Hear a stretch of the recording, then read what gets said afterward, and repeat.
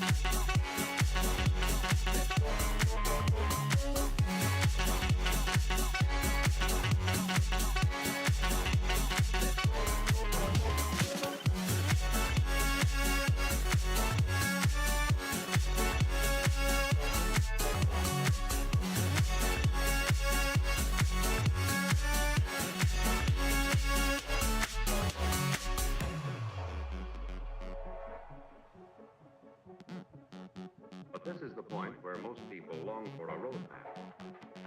You discover unlimited variety, the finest in sound and performance.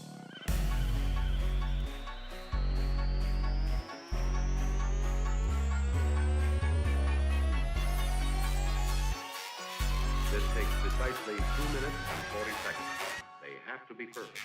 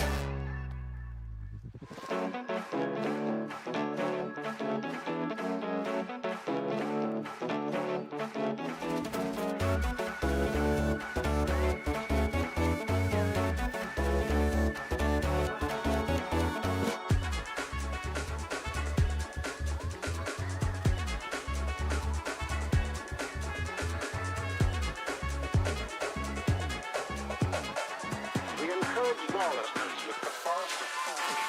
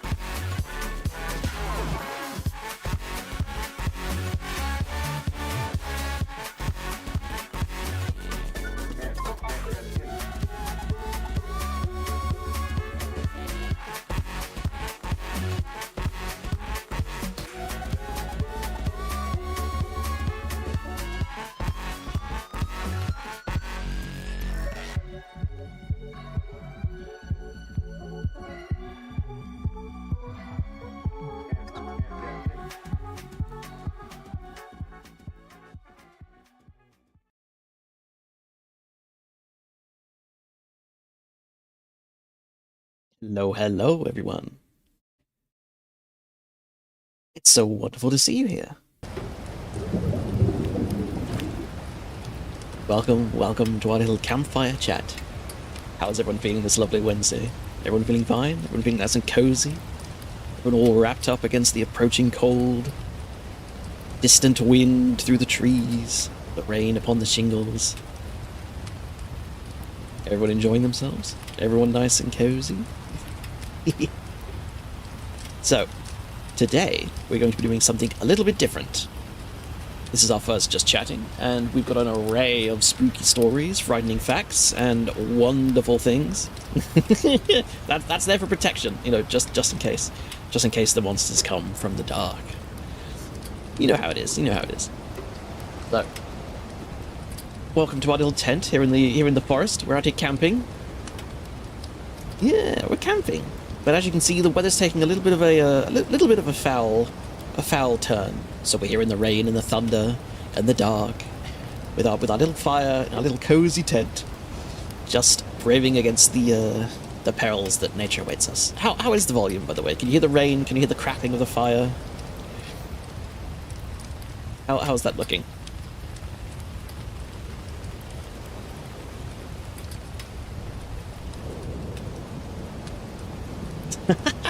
Nightbot got his ass, dude.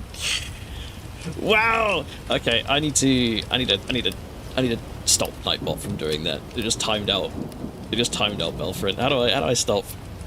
How do I fix that? Community, is it? Where is it? Moderation. How do I fix this? I remove a timeout. But yeah, how about I just remove Nightbot's censorship permissions at the moment? That's probably better as well. Can't believe it. Fucking got him for 10 minutes. It's crazy. I'm sorry, Belfrin. We'll fix that real quickly before we get too far in. Chat moderation. Excess emotes disabled. Excess caps disabled. Symbols disabled. Links disabled. Disabled. There we go. Okay. Now, how do I fix it? How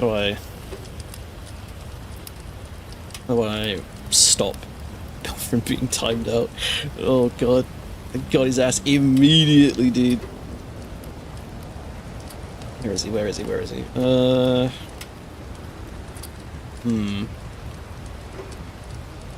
He got marathon. He did get marathoned. Twitch, how to remove timeout? How do we do that? If you want to get someone in there, just do dash timeout Belfrin unban.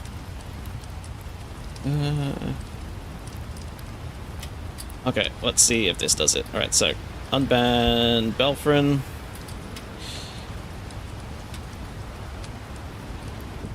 Right, does that work? Right, try now, Belfrin. See if that works.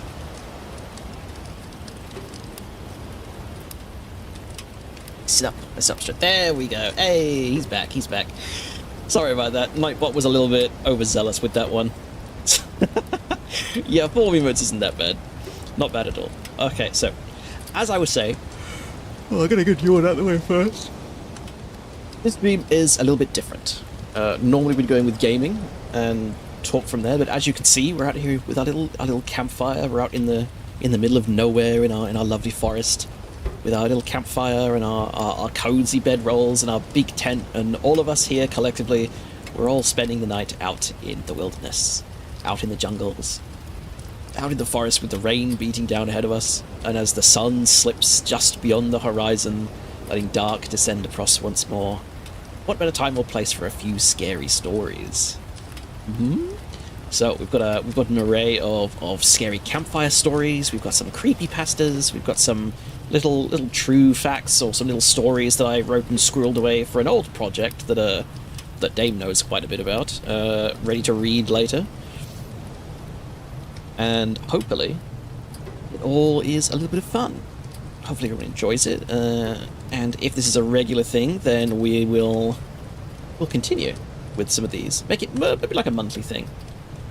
But again, if people have anything they want me to read, then you're more than welcome to suggest such. Either on the Discord, or here in the chat. What is Tommy Taffy? What does this person want me to read? Tommy Taffy. I don't know. This looks a bit weird. Maybe we'll shelve that for later. Maybe we'll shelve that for later. Okay, so without further ado, let's get started with the first, shall we? What are we feeling? Do we want to throw a proper cup of coffee in a proper coffee pot? Yes. Well, we make do out here, okay? We have limited weight. We can't carry anything, and I'm a squishy boy, so I can't exactly carry a lot. But what are we feeling? Do we want to start off with a classic? Do we want to start off with? Why am I yawning so much? Do you want to start off with some no-sleep nonsense? Do you want to start off with some stories? What are we thinking? A classic is a good shout-out. Ah, okay. Well, what about the good old classic Russian sleep experiment? How about that? We love that one. So, everyone, get cozy, pull your blankets closer, try not to listen to the strange things going on in the forest, and make sure everyone's comfy cozy, they've got a drink in their hand, some little snacks, and we'll read some stories. How about that? So without further ado, let's begin. Russian researchers in the late 1940s kept 5 people awake for 15 days using an experimental gas-based stimulant. They were kept in a sealed environment to carefully monitor their oxygen intake so the gas didn't kill them, since it was toxic in high concentrations. This was before closed-circuit cameras, so they only had 5 microphones and 5-inch thick glass porthole-sized windows into the chamber to monitor them. The chamber was stocked with books, cots to sleep on but no bedding, running water and a toilet, and enough dried food to last all 5 for over a month. The test subjects were political prisoners deemed enemies of the state during World War II. Lower the background tax? Okay, yeah, we can do that. A little bit more. How's that? That good? Everything was fine for the first 5 days. The subjects hardly complained, having been promised, falsely, that they would be freed if they submitted to the test and did not sleep for 30 days. Their conversations and activities were monitored, and it was noted that they continued to talk about increasingly traumatic incidents in their past, and the general tone of their conversations took on a darker aspect after the 4-day mark. After 5 days, they started to complain about the circumstances and events that led them to where they were, and started to demonstrate severe paranoia. They stopped talking to each other, and began alternately whispering to the microphones and one-way mirrored portholes. Oddly, they all seemed to think they could win the trust of the experimenters by turning over their comrades, the other subjects in captivity with them. At first, the researchers suspected that this was an effect of the gas itself. But after 9 days, the first of them started screaming. He ran the length of the chamber, repeatedly yelling at the top of his lungs for 3 hours straight. He continued, attempting to scream, but was only able to produce occasional squeaks. When the researchers postulated that he had physically torn his vocal cords. The most surprising thing about this behavior is how the other captives reacted to it, or rather, didn't react to it. They continued whispering to the microphones until the second of the captives started to scream. The 2 non-screaming captives took the books apart, smearing page after page with their own mess, and pasted them calmly over the glass portholes. The screaming promptly stopped. So did the whispering to the microphones.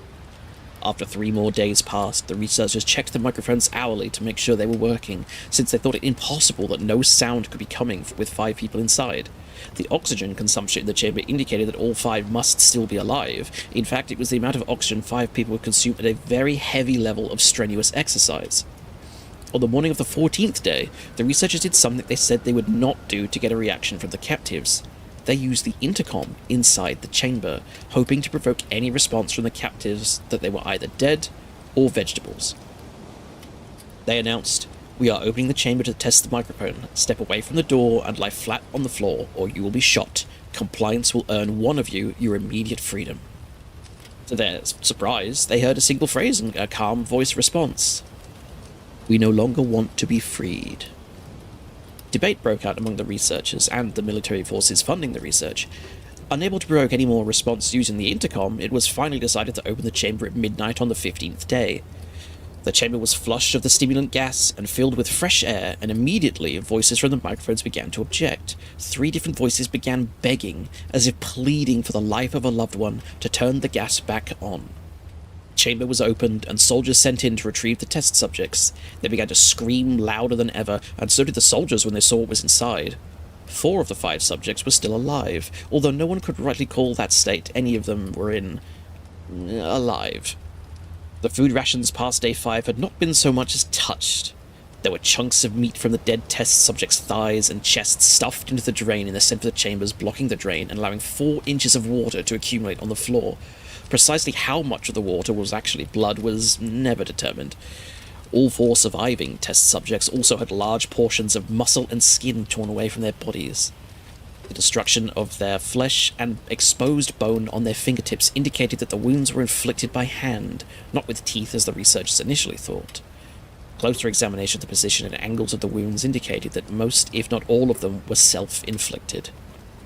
The abdominal organs below the ribcage of all 4 test subjects had been removed, while the heart, lungs, and diaphragm remained in place. The skin and most of the muscles attached to the ribs had been torn off, exposing the lungs through the ribcage.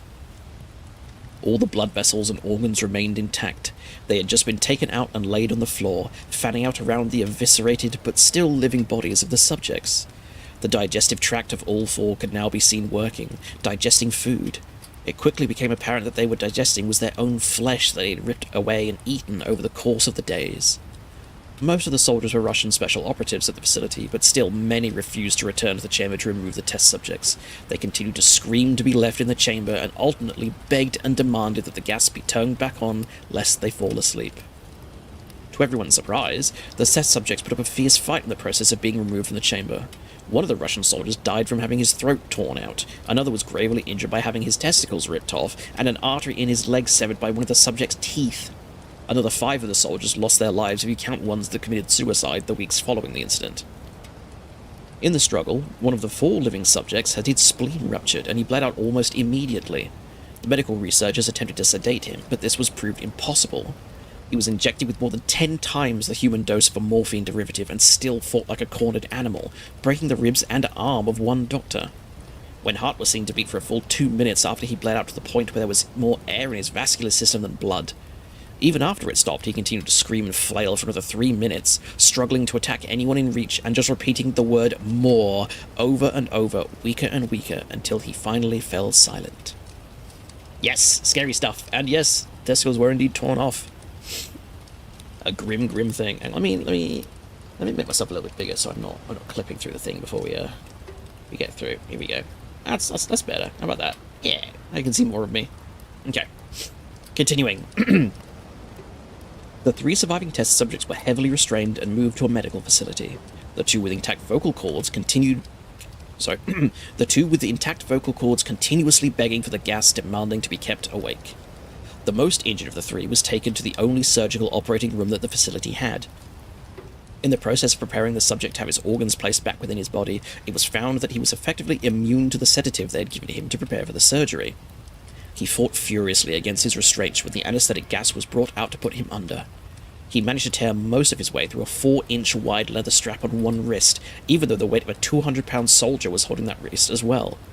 It took only a little more anesthetic than normal to put him under, and the instant his eyelids fluttered and closed, his heart stopped. In the autopsy of the test subject that died on the operating table, it was found that his blood had tripled the normal level of oxygen. His muscles that were still attached to his skeleton were badly torn, and he had broken 9 bones in his struggle to not be subdued. Most of them were from the force his own muscle had exerted on them. The second survivor had been the first of the group of 5 to start screaming. His vocal cords destroyed, he was unable to beg or object to surgery, and he only reacted by shaking his head violently in disapproval when the anesthetic gas was brought near him. He shook his head yes when someone suggested, reluctantly, that they try the surgery without anesthetic, and did not react for the entire 6-hour procedure of replacing his abdominal organs and attempting to cover them with what remained of his skin. The surgeon presiding stating repeatedly that it should be medically impossible for the patient to still be alive. One terrified nurse assisting the surgery stated that she had seen the patient's mouth curl into a smile several times whenever his eyes met hers. When the surgery ended, the subject looked to the surgeon and began to wheeze loudly, attempting to talk while struggling. Assuming this must be something of a drastic importance, the surgeon had a pen and pad fetched so the patient could write his message. It was simply, "Keep cutting." The other 2 test subjects were given the same surgery, both without anesthesia as well, although they had been injected with a paralytic for the duration of the operation. The surgeon found it impossible to perform the operation while the patients laughed continuously. Once paralyzed, the subjects could only follow the attending researchers with their eyes. The paralytic cleared their system in an abnormally short period of time, and they were soon trying to escape their bonds. The moment they could speak, they were asking again for the stimulant gas. The researchers tried asking why they had injured themselves, why they had ripped open their own guts, and why they wanted to be given the gas again. Only one response was given: I must remain awake. All 3 subjects' restraints were reinforced, and they were placed back into the chamber awaiting determination as to what should be done with them. The researchers, facing the wrath of their military benefactors for having failed the stated goals of their projects, considered euthanizing the surviving subjects. The commanding officer, a former KGB agent, instead saw potential, and wanted to see what would happen if they were put back on the gas. The researchers strongly objected, but were unfortunately overruled. In preparation for being sealed in the chamber again, the subjects were connected to an EEG monitor and had their restraints padded for a long-term confinement. To everyone's surprise, all 3 stopped struggling the moment it was let slip that they were going back in the gas. It was obvious that at this point all 3 were putting up a great struggle to stay awake. One of the subjects that could speak was humming loudly and continuously. The mute subject was straining his legs against the leather bonds with all his might, first left, then right, then left again, for something to focus on. The remaining subject was holding his head off his pillow and blinking rapidly. Having been the first to be wired for the EEG, most of the researchers were monitoring his brainwaves in surprise. They were normal most of the time, but sometimes flatlined inexplicably. It looked as if he were repeatedly suffering from brain death before returning to normal. As they focused on paper-scrolling the brainwave monitor, only one nurse saw his eyes slip shut, and at that moment his head hit the pillow. His brainwaves immediately changed to that of a deep sleep, and then flatlined for the last time as his heart simultaneously stopped. The only remaining subject that could speak started screaming to be sealed in now. His brainwaves showed the same flatlines as the one who had just died from falling asleep. The commander gave the order to seal the chamber with both subjects inside, as well as 3 researchers. One of the named 3 immediately drew his gun and shot the commander point blank between the eyes, then turned the gun on the mute subject and blew his brains out as well. He pointed the gun on the mute subject and he pointed his gun at the remaining subject, still restrained to a bed as the remaining members of the medical and research team fled the room. I won't be locked in here with these things! Not with you! He screamed at the man strapped to the table. What are you? He demanded. I must know. The subject smiled. Have you forgotten so easily? The subject asked. We are you. We are the madness that lurks within you all, begging to be free at every moment in your deepest animal mind. We are what you hide from in your beds every night. We are what you sedate into silence and paralysis when you go to the nocturnal heaven where we cannot tread. The researcher paused, and then aimed the subject's heart and fired. The EEG flatlined as the subject weakly choked out. So nearly free.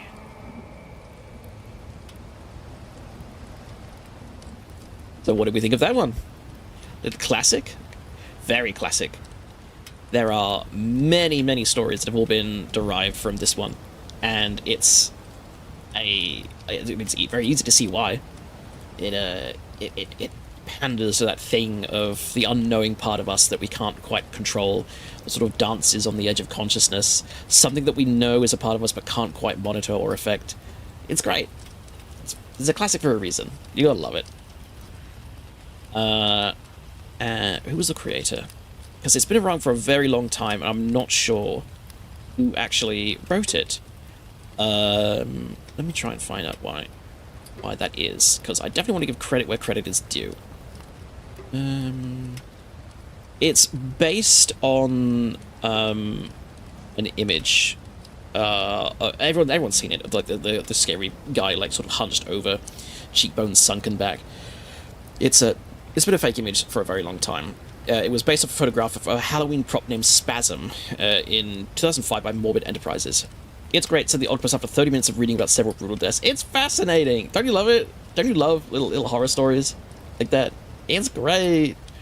We love it, we love it. Yeah, I don't know if anyone knows exactly who wrote it. I think it's just one of those stories that were, like, widely written on the internet. There was no, like, there was no confirmed author, so it's supposed to be kind of like whether or not it's real or not. You're not quite sure, because it seems official. There's no, like, dictated source, however, so you're not quite sure. Yes, leaked from the actual files. Yes, it does feel like you're back in late 2000s. But isn't it great? It's classic. We love it. We love it. We love it. So,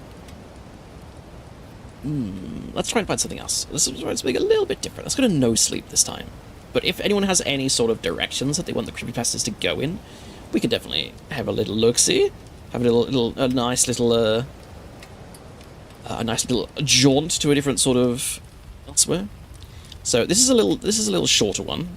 This one is called Mary, and it's written by Don Campbell. So without further ado, let's begin. Greg Mitchell had always found comfort in broken things. In a world of sleek touchscreens and wireless everything, his cramped radio repair shop stood in the narrow lanes of Cheltenham as a defiant anachronism, cluttered with vacuum tubes, resistors, and the ghost of technologies past. The locals called him peculiar. He preferred to think of himself as a curator of forgotten frequencies. The shop itself was a testament to his obsession. Shelves lined with radios from every era, their dusty facades telling stories of BBC broadcasts and late-night Radio Luxembourg transmissions, housed in a Victorian terrace building with its original sash, windows, and creaky floorboards. The shop seemed frozen in time. The air perpetually smelled of solder and PG tips. For those that don't know, that's a type of teabag brand over here. And the ancient radio clanked and hissed like a temperamental old cat. Waiting for tales from the gas station. I'll have a look and see if there's like written versions of those. I can maybe read something. It was on a dreary Tuesday evening in October when everything changed. The rain had been falling steadily since morning. That's rude. The rain had been falling steadily since morning, drumming against the window panes, and Greg was preparing to close up shop. He'd just finished repairing Mrs. Henderson's 1960s Bush radio when he noticed something odd tucked behind a stack of repair manuals. A radio he didn't recognize. The device was unremarkable at first glance. A simple black box with no manufacturer's marks or model numbers. Not a Roberts or a Hacker or any British make he recognized. Its surface was smooth, almost organic, with 3 basic knobs and a dial that glowed with a faint greenish light. Rick frowned, trying to remember where it had come from. No, customer dropped it off? He should have remembered that. He kept meticulous records of every repair job in his leather-bound ledger. Curiosity got the better of him. He plugged in the radio and a soft hum filled the air as it warmed up. The sound was different from the usual electrical buzz, deeper somehow, more alive. Rick turned the frequency dial, moving through the stations of Radio 4, Discussions, Radio 2, Golden Oldies, and local adverts until he reached the dead zone between channels. And that's where he heard it. Whispers in the static. Most people would have written it off as interference, but Greg had spent 30 years working with radio equipment. He knew every type of atmospheric disturbance, every kind of signal bleed.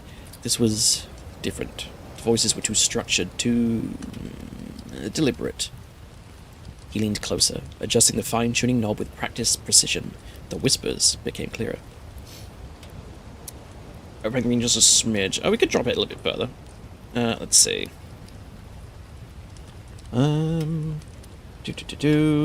is it?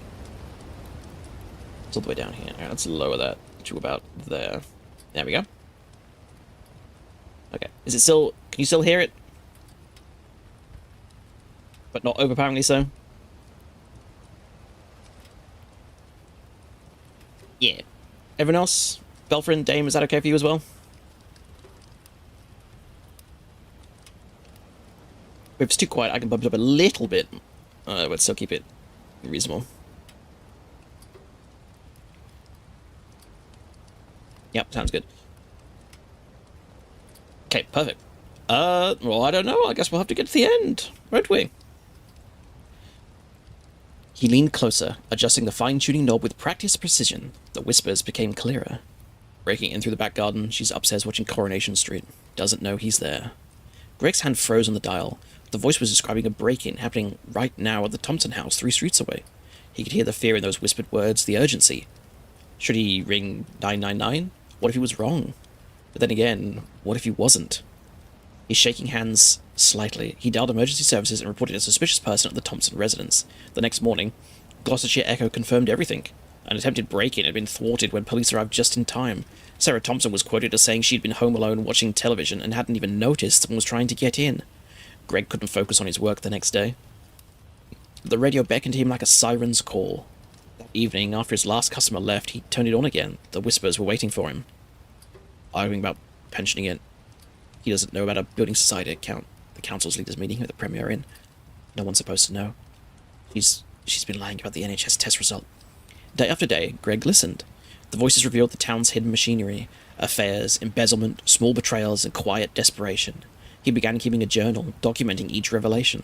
Sometimes he would verify the information in roundabout ways, asking casual questions at the local pub or reading between the lines in the Echo. The voices were never wrong. But knowledge, even secret knowledge, comes with a price. Greg's sleep became fragmented, haunted by static-filled dreams. He stopped taking new repair jobs, telling customers he was backed up with work. Dark circles formed under his eyes, and his hands developed a slight tremor that made soldering difficult. Even his regular morning cuppa couldn't shake the fog from his mind. Then, one evening, as the autumn rain pelted against the windows, the whispers changed their focus. Greg Mitchell sits alone in his shop. The sister Egon called. He hasn't called his sister in Cornwall for 3 months. His blood ran cold. The radio knew his name. Knew him. He's afraid now. Heart rate's increasing. He's thinking about unplugging the radio. Greg yanked the plug from the wall, but the whispers continued, now coming directly from the speaker without any power. He doesn't understand yet. He thinks he can stop listening, but he's already part of the frequency. He backed away from the workbench, knocking over a mug of screwdrivers. The metallic clatter seemed to amuse the voices. He's becoming erratic, just like his father before the motorway accident outside Bristol. Stop it, Greg whispered. He's talking to us now. Good, that's what we wanted. The voices were growing stronger, more numerous, overlapping like a crowd at Piccadilly Circus, all speaking at once. Greg grabbed a hammer from his toolbox, and this had to end. He thinks he can destroy us. Doesn't realize we're already inside. He raised the hammer above the radio. Stop! The scream came from everywhere and nowhere, a burst of audio feedback that made his teeth ache. The shop's fluorescent lights flickered, and for a moment everything went silent except for the steady drumming of rain outside. That's when Greg saw his reflection in the shop window, illuminated by the sodium glow of the street lamp outside, except it wasn't quite his reflection. The figure standing behind him was paler, its edges somehow less defined, like a photograph slightly out of focus, and it was smiling. We're not done yet, the reflection whispered, its voice carrying the same static-filled quality as the radio. Greg tried to run, but his body wouldn't respond. The world around him began to blur, reality breaking apart like a bad television signal. He felt a pulling sensation, as if every atom of his being was being drawn towards the window. No, he managed to say, but it was too late. The reflection reached out, its hand passing through the glass like fog on the moors, and grabbed his wrist. The touch was electric, sending waves of numbness up his arm. The last thing Greg Mitchell saw was his own face, smiling back at him as he pulled into a world of endless static. His doppelganger straightened its collar, picked up the shop keys, and walked out into the rainy Cheltenham night, leaving behind only the faint sound of radio interference and a cold cup of tea. In the days that followed, none of the customers at the radio repair shop noticed anything different about Greg Mitchell. If he seemed a bit quieter, a bit more distant, well, he'd always been a peculiar sort. And if sometimes, late at night, passers-by heard whispers coming from the shop's darkened windows, voices that sounded like static speaking in Greg's voice, they hurried past, clutching their coats tighter against the autumn chill. For in the world behind the glass, in a dimension of pure signal and noise, the real Greg Mitchell screamed soundlessly, his cries lost in an eternal sea of static, forced to watch as something wearing his face lived his life, and sometimes, on particularly quiet nights, when the rain fell just so, you could almost hear him in the white noise between radio stations, whispering a desperate warning that no one would ever understand.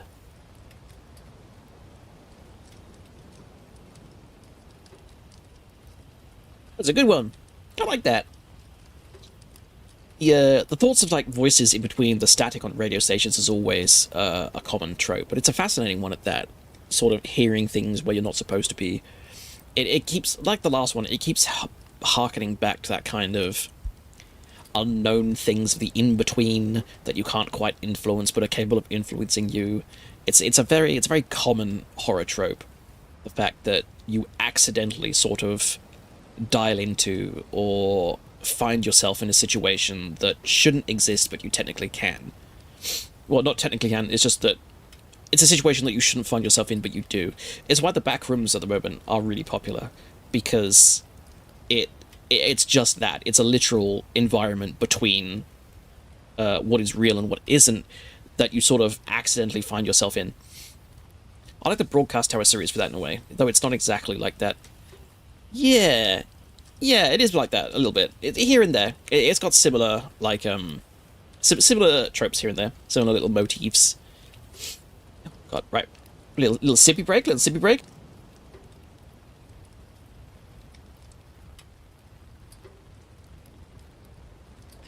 Gotta keep the throat moist and wet for all these readings. Okay, what are we feeling like?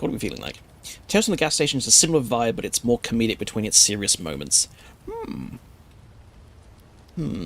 I'm not against comedy in horror, but I do prefer it just being straight horror. Though we'll have to see, because some of it's good.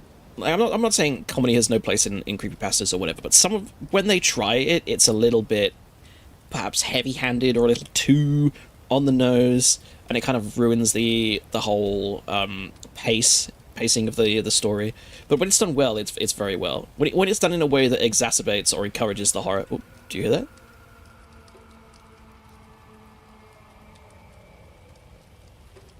Something's listening. When it's done in a way that encourages the horror, it's fascinating. It's great, but I find a lot of it is a little bit heavy-handed. But I'll have to give it a go. I know you've recommended it for quite some time, and I've been like avoiding it because I've been obsessed with other things. But I will have to give it a go if people do like these things. So, what do we want next, ladies and gentlemen? I've got another one here called Carlisle Pond, which is a little bit longer than that one, but not as long as the first one. We can give this a go. Who was it written by? Let me find, because I want to give credit where it's due. It was written by an author called Moonlit Cove, and it's sitting at 8.98 out of 10 stars. So, let's give this a read. And of course, if anyone has any ideas or links they want me to read, they can drop it in the Discord, and I'll take a look at it as we go through. So, let's begin.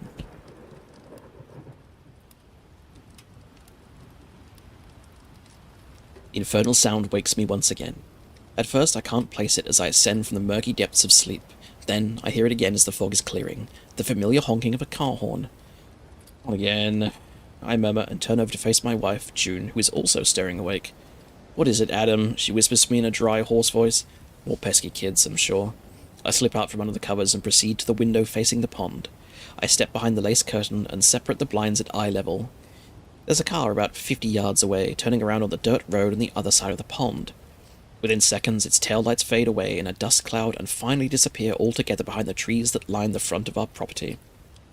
I drop the blinds and curtain and make my way over to the nightstand, next to my side of the bed, to pick up my wristwatch. At the press of a button, its face glows, telling me it's 2:37 a.m. I lie back down on my side of the bed, the spot still warm. All this nonsense because of some stupid urban legend, I say in a frustrated and resigned tone. I feel June's hand rub my shoulder in that consoling way that I love so much about her. She always manages to keep me calm in times like this. I continue to mull over the events in my head until I finally find asleep once more. Hi, Broken Cowing says, "It's hard to explain, but the series horror is focused on the unknown draw to the locale, even some sort of hard to take seriously. The main character is also nihilistic, especially in long-time worker, so he rarely shows true fear." Oh, that's interesting. I shall have to give it a read. In 1983, there was an incident that took place on our property. We didn't live here at the time, and when we first moved in, we had no idea how much things would escalate regarding the infamy of the land we live on. You see, we live in the old farmhouse out on Route 41. Yes, that farmhouse. Back when this was a thriving farm, it was owned by the Carlisle family. They had moderate success with it for many years, but began to experience a gradual decline in the late 70s. The farm soon began operating in the red, and the 1983 incident was the final nail in the coffin, so to speak. On that fateful night in August of '83, a pair of teenage lovers found their way onto the farmland, to the pond, to be exact. They were there for a bit of harmless fun, no doubt, maybe a bit of drinking, a bit of smoking, as teenagers do. Whatever it was, it didn't end well. Both of them, somehow, ended up drowning in the pond. Their bodies were recovered, but the investigation never determined how they drowned. Many rumors began to form as to how they died. These encompassed everything from a supernatural entity in the pond that would pull swimmers under the water, to a mysterious whirlpool that would suck people down, to aliens that had crash-landed on the farm and were drowning people. If one could dream it up, it became a theory, and the weirder the better. This is where the urban legend comes in. I don't know how or when it started, or by whom, but supposedly if you drive to the end of the dirt road on our property at night, right up to the edge of the pond with your headlights shining out over the water, and honk your horn 3 times, you will see an apparition of the 2 teens that drowned, floating above the water, almost as if they were walking on top of the on top of the water. Over the years, it's become a popular activity born out of dares, hazing traditions, and just plain boredom to attempt this nonsensical ritual in the hopes of catching a glimpse of the dead lovers over the water, much to mine and June's dismay. I spend the morning standing out on that dock that overlooks the pond, hot coffee in my hand. My breath is visible in front of me in the brisk air of late autumn. The trees on the other side of the pond look beautiful this time of year, especially when accented by the fog lingering above the water's surface. The flaming leaves of orange, red, and yellow appear to rise up from the dense, opaque air. I hear footsteps as June joins me at the dock with her coffee. "Nice, isn't it?" she asks. "Oh, yeah, I've always loved it here. So peaceful.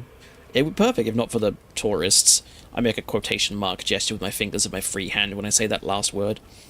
We both sip our coffees. Then I add, "I think I'm going to go ahead with what we talked about, fencing the property and putting up a gate across the drive." "Oh, Adam, we've talked about this before. You know you're not in any kind of shape to be doing that kind of work." "Then I'll pay someone to do it," I rebuke. My reply is sharper than I had intended. After a brief pause, I continue. I'm sorry, Hon, I didn't mean to snap at you. I'm just so tired of all the honking and tired of catching people on our land. It's just a matter of time until either someone gets hurt or someone tries to hurt us." "Now, why would we do that?" Her tone is as calm as ever. She's my rock. "Hi, meow. We're reading creepypastas. Creepypastas, spooky stories, frightening true facts, all kinds of weird things. We're reading a story currently about teens that are encroaching on this man's property on a dare to kind of see these ghosts that are supposedly there, of 2 drowned teens in a pond. "Now, why would we do that?" Her tone is as calm as ever. She's my rock. "Well, you know how people are. They visit the pond, and when nothing supernatural happens, they turn their attention towards our house, trying to break in or something." June gives me a frowning smirk. "Well, it's not out of the realm of possibility, you know," I counter, "especially if they're high." June takes my free arm in hers. "People that really want to get in will still find a way," she says. "I know, but I think it would cut down on the number of people that try." "If that's what you want, I'll support you." She kisses me on the cheek and turns to walk back to the house. "Don't stay out too long," she calls back over her shoulder. "It's cold out this morning." I stand there for a few more minutes, soaking in the peace and beauty and dreading what may come with nightfall. This time we hear the commotion before we're even in bed for the night. In fact, we're sitting in the rocking chairs on the front porch where we see the headlights approaching on the opposite side of the pond. It's not completely dark yet, but the dusk indigo sky is quickly heading there. Tires make a crunching sound on the gravel and dirt as the car slowly pulls up to the edge of the lake and stops. At the angle our house sits relative to the pond, the car's headlights are not directly on us, and I surmise that the driver cannot see us. We remain still in our chairs and wait. We know what's coming. "That one's pretty close to the edge," I say. Before June can answer, the driver sounds the car's horn for the first time. "Right on the edge," she confirms when the horn blast ends. A second honk rings out, echoing off the rolling hills of the farmland behind our house. I stand and walk to the edge of the porch. I'm annoyed, and my nerves have had enough of this. I take a few steps down onto the front lawn. "Don't do anything stupid," June calls to me. I wave her off and continue walking. "Do you know the Ford E30's hood opens up from window to front? It's very scary." "Yeah, that sounds not practical." That's terrifying. That's the most terrifying thing in this dream." The horn sounds a third time. By now I am walking down the dock directly across from the car. Surely they can see me in the headlight beams. The driver, apparently in a panic, throws the car in reverse and nails the throttle. The rear tires spin, flinging chunks of dirt and gravel forward. I hear the particles clinking as they hit the sides of the car. With the loss of traction, the car begins to slip forward. First, the lower front valance of the body touches the water, and then the motionless front tires. In an instant, the headlights are nearly submerged. The driver lets up off the accelerator before sinking any further. The car sits idle for a few seconds. I stand at the dock and watch, frustrated as ever. The last thing I want to have to go is rescue some punks that have been terrorizing us. Just as I'm putting a plan together in my head for how to go about helping them, the driver seems to have a moment of clarity. The throttle is applied gently, just enough to not break traction. Inch by inch, the car moves backward, and in a miraculous turn of events, manages to work its way out of the impending watery doom. Once free, the driver executes a hasty turnaround and blasts down the path from our property, fishtailing the entire way. Only a dust cloud remains on that side of the pond. That was a close one, June says excitedly. She is standing on the edge of the porch. I walk back towards her. I'm telling you, June, I've had it. I just want some peace and quiet back here. Is that too much to ask? We can always move, she offers. But we shouldn't have to. I like it here, minus the legend. I point a thumb over my shoulder toward the pond. She sighs and takes my hand when I reach the porch. I keep walking, and she quickly follows behind, still hand in hand. The springs on the old metal door squeak as I open it. We enter the foyer, and I release her finally. I guess I'll call the fence people tomorrow, I say as the door clacks shut. I close and deadbolt the thick wooden door behind it. 3 nights later. Ronnie is driving back to Carlisle Pond with his girlfriend, Christy. Dense trees of all gnarled shapes and sizes that line the sides of Route 41 come into view in their headlights and vanish just as quickly, each individual tree seeming to relish its brief moment in the spotlight. Christy is visibly nervous, but Ronnie is determined to show her. Can't we just turn around and go back? Christy pleads. We're almost at the turn-off. It's somewhere up here on the light, just past a huge rock, Ronnie says, ignoring her request. Christy sees the rock come into view and feels a tinge of dread rush through her abdomen. There is all manner of graffiti painted on the rock, no doubt a marker to alert curious seekers to the exact location. Ronnie slows the car and turns onto the dirt and gravel road. Grass is growing tall in the centre of the path, in between where the car's tires grind on the small rocks. Dust kicks up behind them as Ronnie slowly drives the car around into a sweeping right turn. Trees cling so tightly on both sides that branches hit the windshield and scrape along the doors. The car exits into a clearing and the pond comes into view. This place gives me the creeps, Crispy whispers. And you came here alone the other night? Yeah, isn't it cool? Ronnie stops the car several feet shy of the pond's water, his edge lights revealing the escape ruts he left last time. He points to the distance on the left side of the windshield. Look at that old house. Gross, it looks all run down, like nobody's lived there in decades, she responds. But I swear I saw someone in the night. After I honked 3 times, he appeared, just like the legend. That's what I've been trying to tell you. Christy is glad it's dark in the car, so that Ronnie cannot see her rolling eyes. It seems that this is all he can talk about lately. He spent nearly all of his free time recently on the internet researching the history behind this urban myth. The product of his effort is now stashed in the form of printouts all over the car. A news article in the glove box, a first-hand exploration account from a message board in the console, and Christy believes she may have been sitting on a Google Maps screenshot with a red circle drawn around the Route 41 turnoff. Are you ready? Ronnie asks. Christy sighs in frustration and says, Just get it over with so we can go. Ronnie sounds the horn for the first time. Inside the house, I look away from the book I'm reading when I hear the horn blast. June folds down the corner of her newspaper and glances at me from across the room. We share a look that says, Here we go again. I get up from my comfy armchair and head to the foyer. I unbolt the locks and open the heavy wooden door. Through the screen of the metal door, I see headlights across the pond. I open the door and storm out onto the porch as June chases after me. A second horn blast rings out. Did you see that? Ronnie asks excitedly. I see movement over there. He points between the house and dock. Christy gasps. Is someone really living here? She wonders. But the article said that no one's lived here since Carlisle Farm shut down. Ronnie sounds the horn a third time. I'm telling you, Christy, no one does live here. I mean, look at the condition of the house. The movement in the shadows increases, and soon, fully illuminated in the car's headlights, are 2 figures. A male and a female. It's them! Adam and June! Ronnie cries out. Christy recalls the name from the article about the young drowned couple. The figures approach the end of the dock and in a move that defies all physics, continue their sprint across the top of the water. Chrissy screams. Ronnie drops the gear selector into reverse and mashes the pedal. The tires spin again, but this time his caution in not parking too close to the edge pays off and he gains enough grip for the car to move backwards.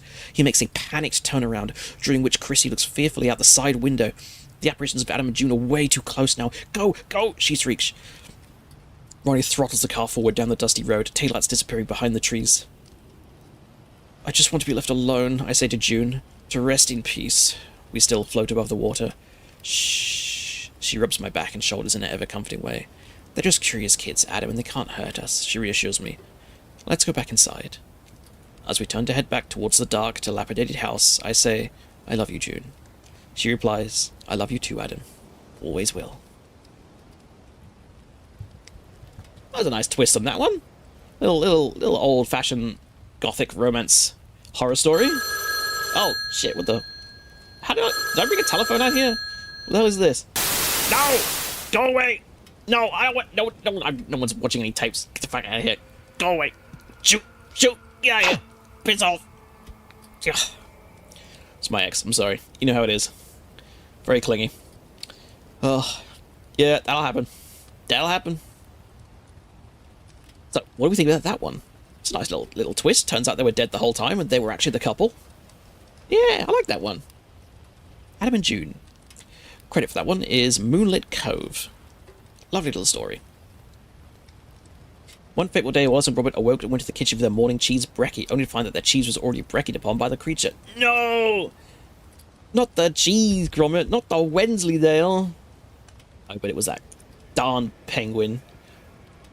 It's always the penguin, or the sheep. One of the two. Little sippy break. No. Right, let's check the Discord. No! Yep, that is a very scary looking Ford. Don't like that. Don't like that one bit. That's probably really awkward to work on as well. I feel like I've heard a similar story where the creature took the identity and personality of the victim, becoming them. Could do. I mean, it's a very popular trope. Oh, dear. Why don't we go to No Sleep this time? So, for those that don't know, No Sleep is a Reddit in which people post stories in character. So, every story in No Sleep is supposed to have happened for real. And there's always some sort of reason as to why the story ended up on the forum. So, usually people say that it's sort of to be uploaded in case they die, or they sent it to a friend, or something similar. You know, that kind of vibe. So... But there are quite a few of them. There are dozens. Dozens of thousands. Lots of them. So, why don't we start with something similar? Tales of the Gas Station was a No Sleep story, funnily enough. I still think it's one of the top ones. Oh, really? That's cool. This one seems a little bit longer, but this one's really good. So this one was written 6 years ago, and it's probably one of the most favoured ones on No Sleep at the moment. It won the Scariest Story Award for 2019, the Most Immersive Story for 2019, and November 2019. The only downside is that No Sleep is elitist, very elitist. Well, it could be. I mean, they can afford to be right. It's pretty much like the go-to place for scary stories on Reddit. Well, for scary writing stories on Reddit, at least. So without further ado, get a little snuggly, get your drink, get your snacks, and we'll read this story. Me, personally, I've got a bag of chocolate-covered pretzels here that I'll be snacking on in between stories. So just give me 1 second while I open those.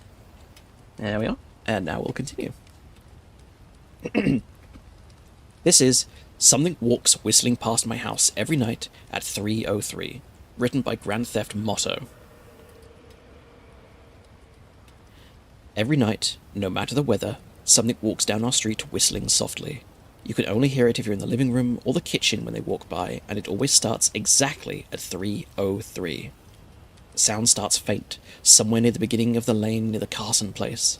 We're towards the middle of the street, so the whistling moves past us before fading away in the direction of the cul-de-sac.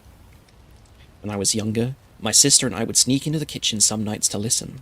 Mum and Dad didn't like that, and we'd catch hell if they found us there, but we were never too hard on us, since we always stuck to the one big rule. Do not try to look at whatever was whistling. My neighborhood is a funny place. I've lived here since I was 6, and I love it. The houses are small, but well kept, good-sized yards, plenty of places to roam. There are a lot of other kids here my age. I turned 13 back in October, and we grew up together, and we'd always play Foursquare in the cul-de-sac, or roam from back porch to back porch here in the summer. It was a good place to grow up. I'm old enough to see it, and there's only 2 strange things here, the night whistling and the good luck. The whistling never bothered me much. Like I said, I couldn't even hear it from my bedroom, but Mum and Dad don't like talking about it, so I've stopped asking questions. My dad is a strong guy, tall and calm. He has an accent since he moved to the US as a kid. His family, my grandparents, they're from the islands. That's what they call it. My dad, the only time he isn't so calm is if the whistler comes up. He talks a little quicker then, his eyes move faster, and he tells us not to think about it so much and to always remember the one big rule. Don't try to look outside whenever the whistler goes past. The gimmick really isolates the type of stories that can be posted there, and they've removed some very good stories of minor infractions. Creepcast, the Papa Meat Creepcast podcast has been getting on some of the authors' posts they made Reddit stories for open rules. It goes deep. There's also just the Creepypasta website, if you really want to get into that, just creepypasta.com. That's a pretty good one for them as well, if they'd rather put it there rather than No Sleep. Not that we could look even if we wanted to. See, there are shutters on the inside of every window, thick pieces of heavy canvas that pull down from the top and latch to the bottom of the window frame. Every latch has a small lock, about the size of what you'd find on a diary. My dad locks those shutters every night before we all go to bed and keeps the key in his room. My mom, I don't really know what she thinks about the whistling.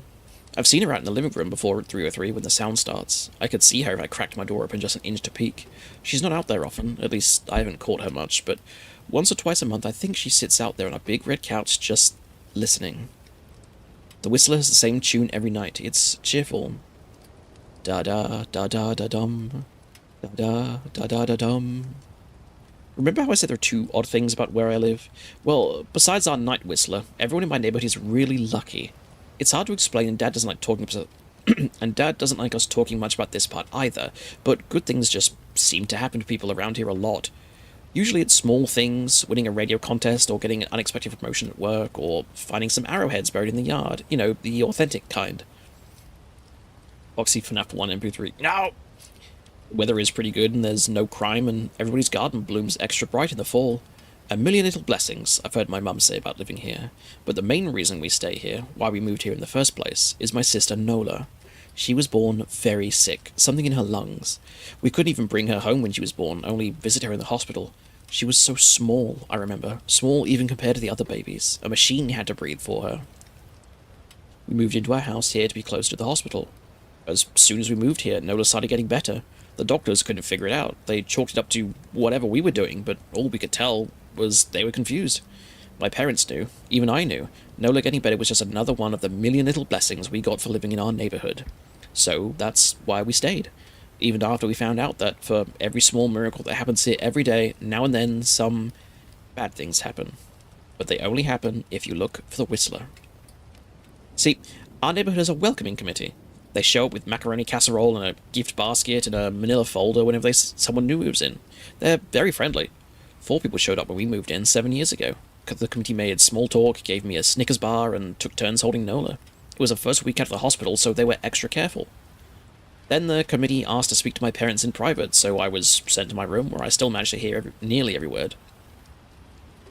The welcoming committee told my parents about how nice the neighborhood was, really exceptionally hard to explain kind of nice.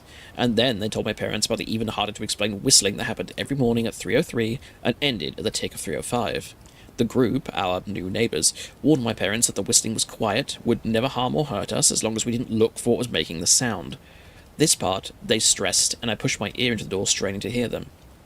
People who went looking for the whistler had their luck change, sometimes tragically. A black cloud would hang over anyone that looked. Anything that could go wrong would. The manila envelope the committee brought over contained newspaper clippings, stories about car crashes and ruined lives, public deaths and freak accidents. Not everyone dies, I heard the committee tell my dad, but the life goes out of them. Even if they live, there's no light in them ever again. No presence. My mom, I could tell she wasn't taking it seriously. She kept asking if this was some prank they play on new neighbors. At one point, my mom got angry, accused the committee of trying to scare us out of our new home, asked them if they were racist on account of my dad being from the islands. My dad calmed her down, told her he could tell our new neighbors were sincere and that they were just trying to help us. He explained that he grew up hearing these kinds of stories from his mother and that he knew there were strange things that walked among us. Some of those strange things were good and some were bad, but most were just different. After the committee left, Dad went out to the hardware store, bought the canvas blinds, the latches, and the locks, and installed them on every window in the house after dinner. The first few nights in our house, I crept out of my room at 3 a.m. only to find my dad awake sitting on the living room couch holding my baby sister. My dad held up his finger in a shh motion, but patted the couch next to him. I sat, and we waited. I'm pretty sure I've heard a story about entities called the Whistlers from No Sleep 4. Definitely something different. Yeah, it could be. Could be another story from the author. At exactly 3:03, we heard the whistling. Da-da-da-da-da-dum. Da-da-da-da-da-dum. It came and it went, just like our neighbors said. The whistling returned each night, and we never look or enjoy our and we enjoy our million little blessings every day. Nola breathes on her own, and she's grown into a strong, clever girl. My dad even joined the welcoming committee. We don't get new neighbors often. I mean, why would anyone want to leave? But when a new family moves in, my dad and the committee bring the macaroni casserole, a gift basket, and the manila folder. I can always tell by the look on my dad's face when he comes back if the family took the committee seriously or if we'd be getting new neighbors again very soon. Not long ago, a family moved in across the street from us. The previous owner, Mrs. Maddie, passed away at age 105. She lived a good, long life. Our new neighbours seemed like they'd fit in just fine. They believed the welcoming committee, took my dad's advice about locking the shutters since they had a small child of their own. Whatever newspaper clippings were in that manila envelope, whatever evidence my dad let us see, but I imagine it must have been awfully convincing since our neighbours got along with no issues for the first month. Okay, it says, for a long time, No Sleep was utter slop. I'm not surprised they wound up tightening stuff up. Yes, this is very true. It was like the same 3 stories on repeat with small variations. Yes, all the, oh, I work for X and they have a special list of rules, that kind of stuff. Yeah, I roll my eyes every time I see a special list of rules. One night, when our neighbours had to leave town, they sent their son, Holden, to stay with us. He was 12, a year under me in school, and I didn't know him well before that night, but as soon as his parents dropped him off after dinner, I could tell it was going to be a bad time. Do you know who's out there whistling every night? Holden asked the moment the adults left the room. The 3 of us were sitting in the den, some Disney movie playing idly on the television. My sister and I exchanged a glance. We don't talk about that, I said. I think it's that weirdo that lives in the big yellow house on the corner, Holden said. Mr. Tolles? My sister asked. No way, he's really nice. Holden shrugged. Must be a psycho killer then. Nola tensed. We don't talk about it, I repeated. Let's go in my room and play Nintendo. Creepcasters read a lot of the bad ones and good ones. It's funny how some of the bad get. Also, why aren't they called the Hummers? Because they whistle, but I obviously cannot whistle into this microphone. It probably won't catch it up, so I'm just giving you the melody. We spent the next few hours playing games, eating popcorn and watching movies. A typical sleepover, but I could see Holden was getting antsy. My parents had wished us a good night, locked the blinds and gone to bed. Holden stood up from his beanbag and walked over to where Nola and I were sitting on my bed. Have you ever tried looking? He asked. It's nearly time. Like most sleepovers, we conveniently ignored any suggestion of a bedtime. I was shocked to see he was right. It was almost 3 a.m. I sighed. We don't... See, I can't. I can't even try to look because my dad locks the blinds every night and hides the key, he continued, ignoring me. So does our dad, said Nola. No, replied Holden. No, he doesn't. You saw him do it, I said a little sharper than I meant to sound. Holden grinned. Your dad locks the blinds. Yeah, but he doesn't hide the key. He keeps it right on his normal keychain. So? I asked, worried that I already knew what he would say next. Because I had noticed that my dad didn't bother hiding the key anymore after all these years, because he knew we took it seriously. So, after your dad locked up before your parents went to bed, I went to the bathroom, and on my way I may have peeked into their room, and I may have seen your dad's keychain on his nightstand, and maybe I went and borrowed the key to the blinds. Noah and I stared, and his grin only grew wider. You're lying, I said. Holden shrugged. You could check if you want. Just open your parents' door and look. You'll see his keychain right there on the nightstand. Stay here, I told both of them. Don't move a muscle. I hurried over to my parents' room, but hesitated at the door. If Holden wasn't lying, my dad would be angry. Beyond angry. I was scared, thinking about it, but more scared of an open window with the Whistler right outside. I opened the door, barely an inch, and looked in, but it was too dark to see. Taking a deep breath, I walked into the room. 2 steps into the dark, I froze. The whistling started, and I could hear it clearly from my parents' room. I never realized, but they must have had the sound every night since we moved into the house. They never told us. I don't think I could have slept through it.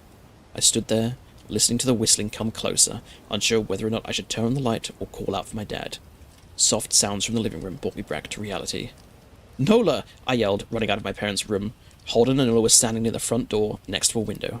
Holden wasn't lying. I could see him fumbling with the lock on one of the blinds. I heard a click. He did have the key. Holden let out a quick laugh. Nola stood next to him, hunched up, afraid but maybe curious. The whistling was right outside our house now. I think I made a sound, called out. I can't remember. Time felt frozen. Clock hands nailed to the face, but I found myself moving. I'm not fast, I've never been athletic. Somehow, though, I covered the space between myself and Nola in a moment. My eyes were locked on her, but I heard Holden pull the blind all the way down so we could release. I heard the snap of it start to rise. I heard the whistling just on the other side of the window. But I had my arms around Nola, and I turned us so she was facing away from the window. At the same time, I jammed my eyes shut. The blind whipped open. The whistling stopped. I felt Nola shaking in my arms. Don't look, okay, I told her. Don't turn around. We were positioned so that she was facing back towards the hallway, and I was facing the window. My eyes were still closed. I felt her nod into my shoulder. I reached out with the arm, holding Nola, and tried to touch Holden. My hand brushed against his arm. He was shaking worse than Nola. Holden? I asked. Silence. I reached past him and gingerly felt for the window, eyes still sealed shut. The glass was cold against my fingertips, colder than it should have been for that time of year. I moved my hand up to the window, searching for the string to the blind. The glass began to get warmer the further I reached, and there was a gentle hum feeding back into my fingertips. I tried not to think about what might be on the other side of the window. Finally, I touched the string and yanked the blind shut. Fucking phone's going. Finally, I touched the string and yanked the blinds shut. I opened my eyes. In the dim light leaking out from the kitchen, I could make out Holden, pale and small, staring at the now closed window. "Holden?" I asked again. He turned towards me, and he screamed. Everything became a flurry of motion. Light sparked to life in the hall, then the living room. My parents' footsteps thudded across the hardwood floor. I didn't turn to look back at them. My eyes were glued to Holden. He was pale. He'd bit his lips so hard there was a thin line of blood running down. But I just lost it. Oh yes, he bit his lips so hard there was a thin line of blood running down his chin, and he'd wet himself. "What happened?" my dad asked from behind me. I managed to swivel away from Holden and look back. He looked. I'd never seen my dad scared before, but I saw it that night. In that moment, an old, ugly terror stitch on his face. A parent's fear. "Just Holden?" he mouthed to me. I nodded yes. My dad let out a breath. He looked so relieved I nearly expected him to cheer, but then he turned to Holden and my dad's face changed. I wondered if he felt bad for feeling good that Holden was the only one that looked. There was a knock at the door. We all froze. Holden whimpered. "Don't answer it," my mum said. She stood at the threshold of the hall. I'd always thought she was a skeptic and just humoured my dad about the windows and the whistler, but that night we were all believers. I noticed that both of my parents held baseball bats they must have taken from their bedroom. The knock came again, a little louder this time. "Please don't open the door," Holden whispered. My dad walked over to him and hugged him close. "We won't," my dad promised, still holding his bat. "Nothing is coming in here tonight." Thud, thud, thud. This time the knocking was loud enough to rattle the door. Holden screamed again, and Nola clutched her arms around my neck. My mom came over and knelt down next to us, wrapping my sister and me close. Thud, thud, thud. "Call the police," my mum whispered to my dad. The knocking instantly stopped. My dad looked over his shoulder at us. "Do you think he was cut off by a frantic knocking that trailed off to a polite tap-tap-tap?" "Police," something said from the other side of the door. The voice from outside sounded exactly like my mom, like a parrot repeating the words back to her. "Police. Call. The police. Tap-tap-tap. Police." My mum pulled us closer. "Police. Police. Police. Police. Please stop," I heard her whisper. "I don't think calling them will help," my dad said. "How will we know when they're the ones at the door?" Hey, you definitely disabled the noise machine for this stream, didn't you? Noise machine? What noise machine? Oh, the throwing? No, I did not disable it. I will ask politely that people stop throwing things while we're reading the stories. Obviously, feel free to throw them in between reading stories, but during the stream, it's going to get distracting. So I would respectfully ask, please don't. The knocking came harder than before. The door shook, then it stopped. After a long moment, I heard the knocking again, but it was coming from our back door. We all turned together towards the back door, but the knocking immediately returned to the front door. Front to back to front, loud, then quiet, then loud again. Suddenly, the sound was coming from both doors at once. Big, heavy blows like a sledgehammer. Then something started rapping against all of the windows in the house, then the walls. It was like we were living inside a drum with a dozen people trying to play all at once, or we were a turtle, and something was attempting to claw us out of our shell. "Stop!" Holden yelled. The knocking died. "I won't tell," Holden said, staring at the door. "I promise I won't tell anyone what I just saw. Please, just go away." We waited for nearly a minute, and then we heard it. A soft tap, tap, tap coming from behind the window Holden had looked through earlier. Holden started to cry, sobbing like a prisoner watching the gallows being built outside of their cell. My dad held him, brushed his hair, but never lied to him, never told him that things would be okay. The tapping at the window went on for the rest of the night. We huddled together in the living room for I don't know how long.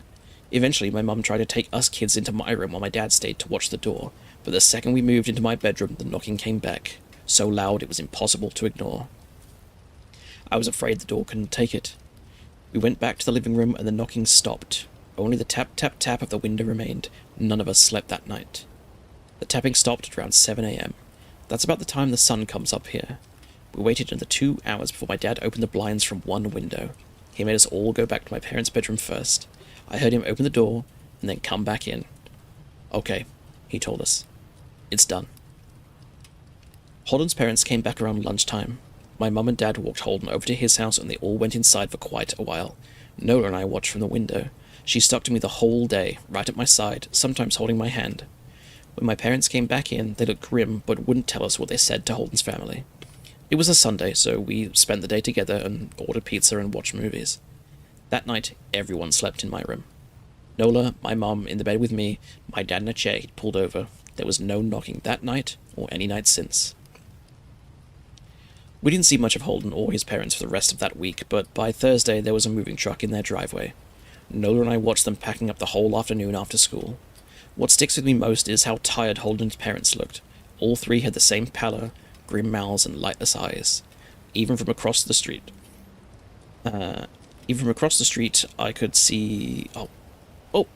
Hey, Markiplied! Welcome to the stream. We're reading some creepypastas, talking about some spooky stories, and we've just got to the end of this one. Doing a check-in. How are you? I'm doing fine. Thank you very much.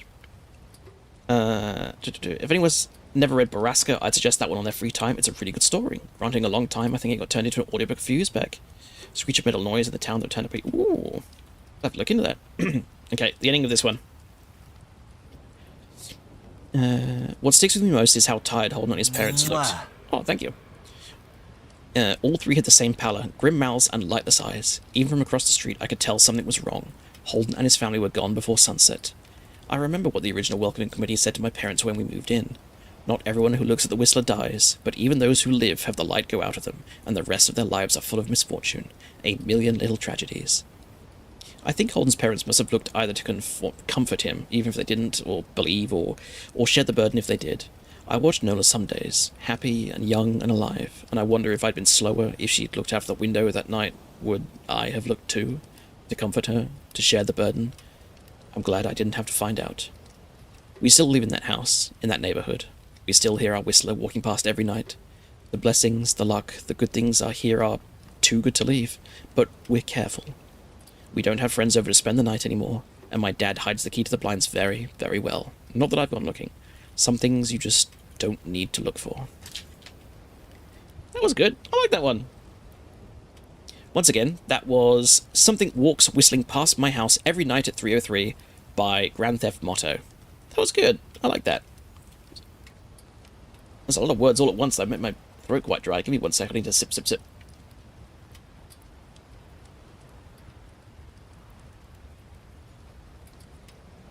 Thought it was a little cliche. It was, but I think in a good way. It's kind of like a classic, right? It's a classic trope. Don't look at the thing or bad things happen, right? It's just a subset of the whole, oh, we've got a bunch of rules to follow. Except instead of a bunch, it's just the one rule. But I like it. I like that one. What did everyone else think? Also, I touched on it earlier, but welcome, Markiplied, to the stream on YouTube. Glad to have you. I hope you stick around. Today is our Just Chatting Day, and we are reading creepypastas, scary stories, and more. Little bits of frightening facts, spooky real-life stories, creepypastas, no-sleep stuff, all that delicious nonsense. It's like a Franken no-sleep story, but I'm just a little jaded, I think. It could be either one. Live from column A, live from column B. Lala Halo says, all stories have been told before. This is true. This is very true. When I was doing my creative writing degree, I was told that all good authors are thieves. They just dress it differently. And that little bit of knowledge stuck with me for quite some time. But yeah, what do we think? While I look for a new one. And do we want something different? Do we want a ghost story? Do we want something a little more sci-fi? Do we want haunted houses? What do we think?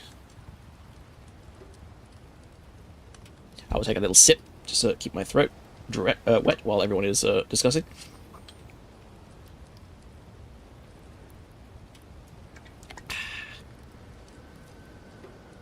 Dogscape. What is Dogscape? What is this? Dogscape.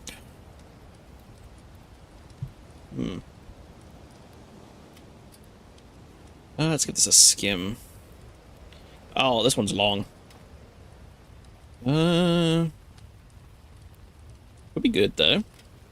Is it Is it I haven't read this one yet, so is it Twitch friendly, Fly? Each log is a different writer from what I recall. Ooh. Originally created by the authors on the Something Awful forums and 4chan as a creative writing collaboration. Probably not. Okay. Then we will shelve that for later then, perhaps. Okay. I've got one here called The Chernobyl Disaster Was a Cover-Up of Something Terrifying by Delta129. A few creepypasta YouTubers have apparently read this one before, Mr. Creeps in the Dark Somnium, so we'll give this one a go. Okay. Everyone get your snacks and your drink ready and we'll begin. You've probably heard about tourism in the Chernobyl exclusion zone. I've been there myself several times, and it's nothing like what you see in games or horror movies. There are no ghosts, mutants, or radioactive anomalies, and death isn't waiting for you at every corner. Actually, I think it's one of the most peaceful and prettiest places on Earth. An example of strength of nature and how it can reverse the damage that we've caused to it. Thus, when my friend Alexei decided to go there, he knew who to contact. He's a physics student, and right now he's doing some kind of research on nuclear fallout, and he said that he wanted to get some direct measurements and samples, but we both know that that's just an excuse to go on an adventure. We visited the old power plant, the abandoned city Pripyat, and the surrounding exclusion zone. It was nice, but I would probably just bore you with more details. That part isn't important anyway. I was reading something where the contents are being read aloud. What's the issue? Fly thinks that the Dogscape creepypasta is probably not safe for Twitch, so we'll shift it for later, and I'll give it a read in the background and decide whether or not it's good or not. Well, not good, but fitting enough. We were driving on some dirt roads in a forest east of Pripyat when we found it, an old, rusty fence and a chained gate that blocked any further passage. There was a big sign with a radiation hazard symbol and captioned, "Restricted area, authorized personnel only." There was a pair of white, massive metal blast doors on the side of an artificially looking hill not far behind the fence, with a large, white O13 painted on it and "No Entry" sprayed on top. "What do you think it is?" Alex asked. "I don't know. Looks like some kind of bunker," I replied. "And it looks like it's been closed for some time," I added, after taking a closer look at the doors.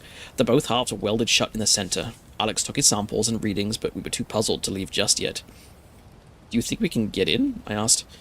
"Well, not this way for sure. Even if it wasn't welded, I'm sure we have no way of unlocking it," Alex replied, while examining the massive door. "It looks like an underground bunker. They must have had a way to pump air inside, and I don't think this is it. There has to be another way to get in," I said. We circled the main entrance to try and find other means of entry. The day was already coming to an end, and it was slowly getting darker. As we were searching, a thought crossed my mind. Why would they weld the doors? What's so important inside that they went this far to keep people away? "Look, there's something there." Alex pulled me away from my thoughts. It was a concrete block a couple of meters large with what looked like vents on the sides. As I looked into the vents, I noticed they were also sealed with heavy-looking steel hatches and no clear way to open them. However, there was also a somewhat smaller door labeled Service Tunnel, with a large wheel on the outside. "Should I open it?" I asked. "Yeah, I'm really wondering what this is. Anyway, we don't have to go in, we'll just see if the door still works." Different writers would have 4chan created freedom, massive apocalypse where the world is consumed by the flesh mass of dogs. Ooh, that's kind of interesting. I'll definitely have to give that a double look. At first, the wheel wouldn't turn because of all the dust and rust, but eventually, it budged. The door unlocked, I pulled, and it slowly started opening. It was very heavy and took a lot of force. Behind the door, there was a small platform and a tight vertical tunnel with a ladder. What caught my attention was that there was an identical locking mechanism on the inside. That meant that they could lock the door from both sides, but why? We were lucky, because if they had locked it from the inside, there'd be no way to get back in. I stepped inside and shined my phone light down the shaft. It wasn't strong enough to hit the bottom. The air was damp and old, and there was something that I couldn't identify. A very faint, chemical-like smell. There was no radiation, nor signs of any other hazards. "You've got to be kidding me. This is so cool. We have to come back here and check it out later," Alex said. I couldn't agree more. It was almost dark now, so we resealed the door and called it a day, but we promised ourselves to return. I immediately began to do some research when I got home, unfortunately with no success. I even tried to call Pavel, a friend of mine who knew the area better than me. Actually, it was he who brought me here for the first time. He couldn't help me either, but promised to ask around. I told him about our plan and asked if he wouldn't go with us, but unfortunately he was out of the country for a while. A week later, we packed our gear and went on with it. We bought some rope, heavy flashlights, glow sticks, Geiger counters, waterproof protection clothes, an oxygen meter, and a small emergency scuba tank just in case. And yeah, we're not stupid, so we told our relatives and friends about our trip and when we're expecting to return. We closed the door behind us as we descended down the access shaft. We couldn't know what's down here, and we didn't want to cause a radiation leak or something like that. We eventually dropped into a concrete tunnel which enclosed the air vents and found some smaller pipes. There was no obvious power, and thus no lights. Good thing we brought our own. We followed the tunnel and reached another door, but this time it was a regular one, not the heavy bunker type. We went through and entered a room with 4 large air pumps and some electrical equipment and controls. The ventilation shaft splits there into 2 larger ones that ran straight into the ground, and 2 smaller ones that went straight across the room. There was another set of doors.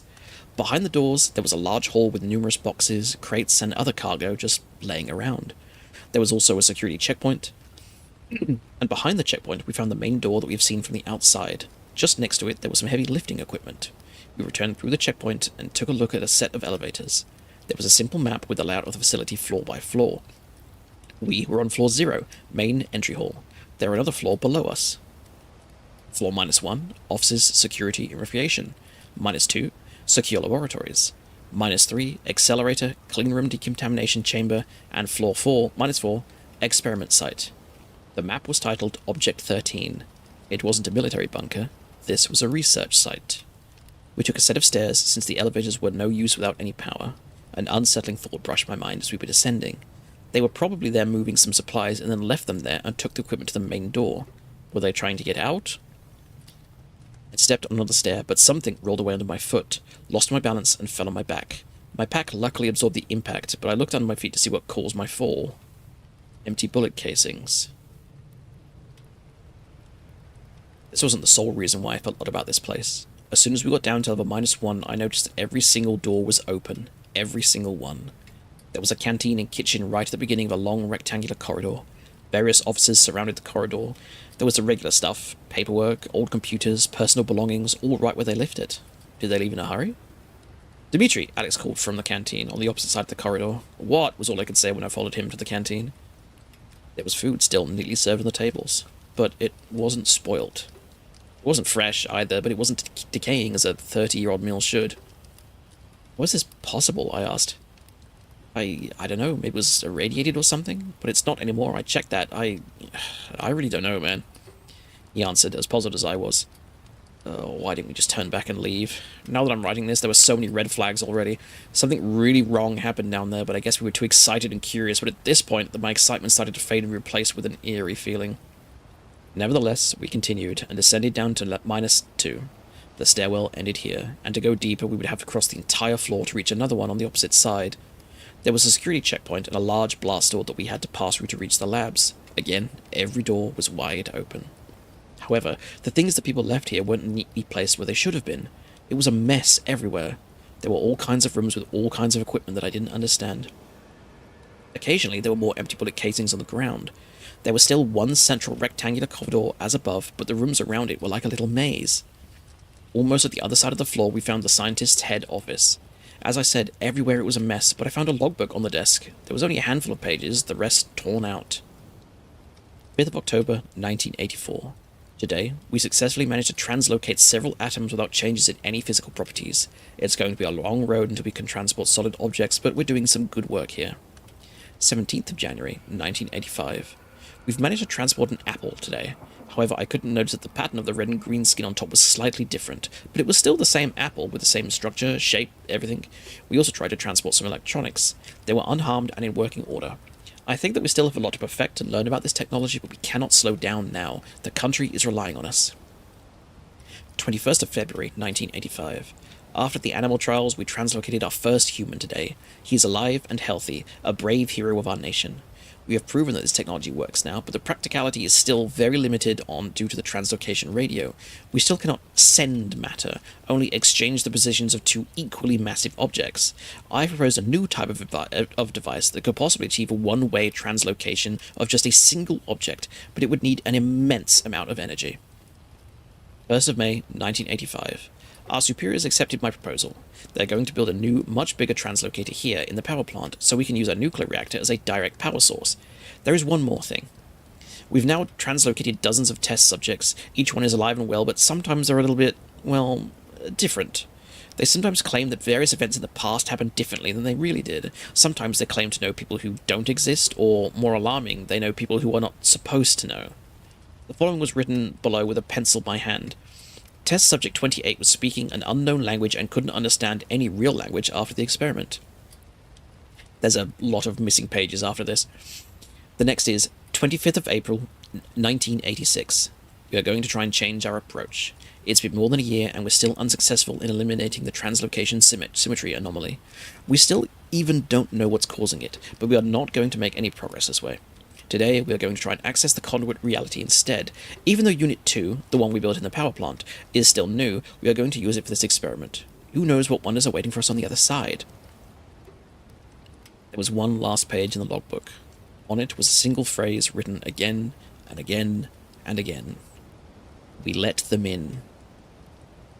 Alex, I think we should go, I called. Man, come take a look at this, he answered. I stepped out of the lab and back into the hallway. There were clothes all over the corridor. Well, what was left of them. They were torn to shreds. No bodies, no blood, just strips of clothes and an occasional shoe or watch. I looked up and stared down the dark corridor in front of us. I just stood there for a while.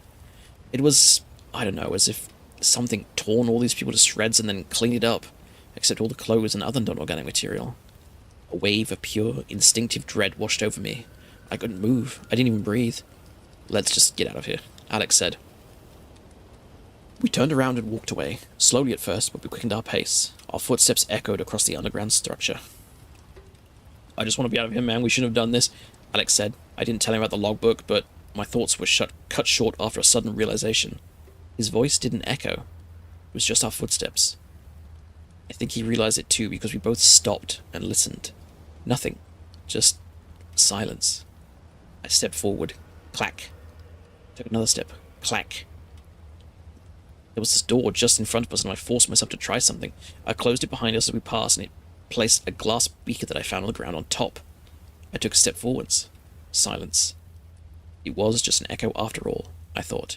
We walked away, carefully at first, but then once again we quickened our pace. We turned around a corner, and then it happened. Crash. The glass shattered. Someone, or something, just opened the door. We dropped all our gear except our lights and ran as fast as we could. I didn't even know I could run this fast. I always tried to be a tough guy, but I was never so scared in all my life. Our footsteps didn't echo anymore, or better yet, they weren't in sync with ours anymore. Something was running after us. Each second it was getting closer and closer. As soon as we reached the security checkpoint, we started closing the door. The rusty joint of the door squealed in protest, but we pulled with all our strength. We almost had it closed when we heard a loud, guttural, and unnatural growl. The door slammed shut, and I threw the wheel to the lock position. My heart was pounding so hard it was all I heard for a while. No, wait, it wasn't my heart. It was that thing pounding on the locked blast door. We were running again. We reached the stairwell and ran up, taking 2 or 3 steps at once. We finally reached the air pump room. Pardon me? The ascent really exhausted us, even though I was scared shitless. I felt like I would pass out if I took another step forward. Besides, we locked it down there. Alex sat down and leaned his back on one of the large vertical vents with a bang. Bang, bang, bang. Oh, fuck, we locked it down there, but we forgot about the vents. Alex and I looked at each other, our eyes met, and then the vent burst and he was gone. I only heard screams as he was dragged back down. I feel terrible for doing this, but I just ran. I climbed the service shaft and locked the service door shut when I was finally out of this hell. As soon as I had phone service again, my phone started beeping with loads and loads of missed calls and my messages from Pavel. Hey, Dimitri, I found this guy. He says he knows what O13 is. Please pick up as soon as you can. Says it's dangerous and you should stay out of it. This guy's calling me now. He sounds serious. Please call me back at once. I don't know what's going on, but he's going there. Please, I hope you get this before you go down. Stay safe, friend. There was also one message from an unknown number. Dimitri, this is Anatoly Moroz. I know what you found on my way from Kiev now. Do not go down there. If you already did and you managed to get out, lock the door that you used to get in and make sure it stays locked. I will try to call you when I'm here. So here I am, writing this while I wait. I do this to make sure no one else repeats our mistakes, since I don't know if I'll live long enough to tell anyone personally. I can't leave Alex behind. I have to go back. And that's part 1. What do we feel about that one? A little more sci-fi there, a little more crazy experiments. What do we think? I liked it, but I like anything Chernobyl, to be honest with you. It's a really fascinating part of history. There's all kinds of weird and wonderful things you can make up from it. I'm getting thirsty, so I need to crack open another can of root beer. What's everyone else drinking today? What we got? I know at least one of you's got a bevy in your hands. Me, personally, I got Canadian maple root beer, and it's lovely. Non-alcoholic, just regular root beer. Again, that was, The Chernobyl Disaster was a cover-up of Something Terrifying by Delta129. So if you liked any of these stories, make sure to go to their websites and give them a like. Give them a nice comment. Tell them how you like the story, that they should do more. Glug, glug, glug. I fill up my glass, I fill up my glass. Boop, boop, boop. There's also more parts of that, if people are interested. So we can continue that, or we could do something else. What do people want? A bit of variety, or do we want to follow down this train and see where it goes? We've got an hour and a half, so we've got plenty of time to read these, if that's what the chat wants.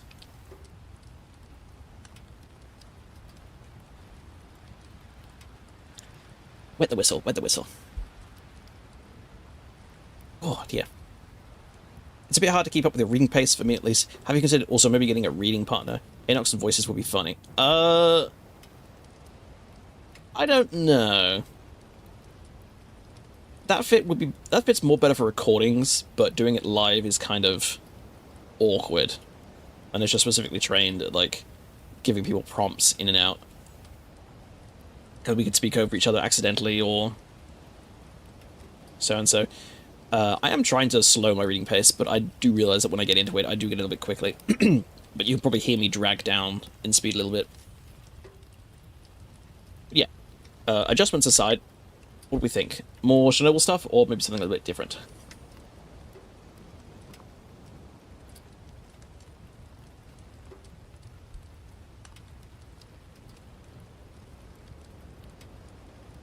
Oh, and by the way, this background footage, by the way, is from Unseen Ambience. So if you like stuff like that, go and give them a like also.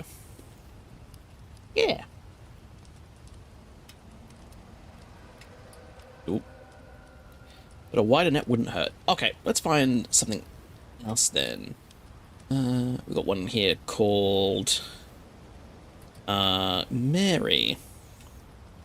This one's one that I've prepared away for another day. That is 8.98 out of 10 with 1.15k votes. So this looks pretty good. So, what are you reading, Ben Drown? No! Ben Drown. Ben Drown's stupid.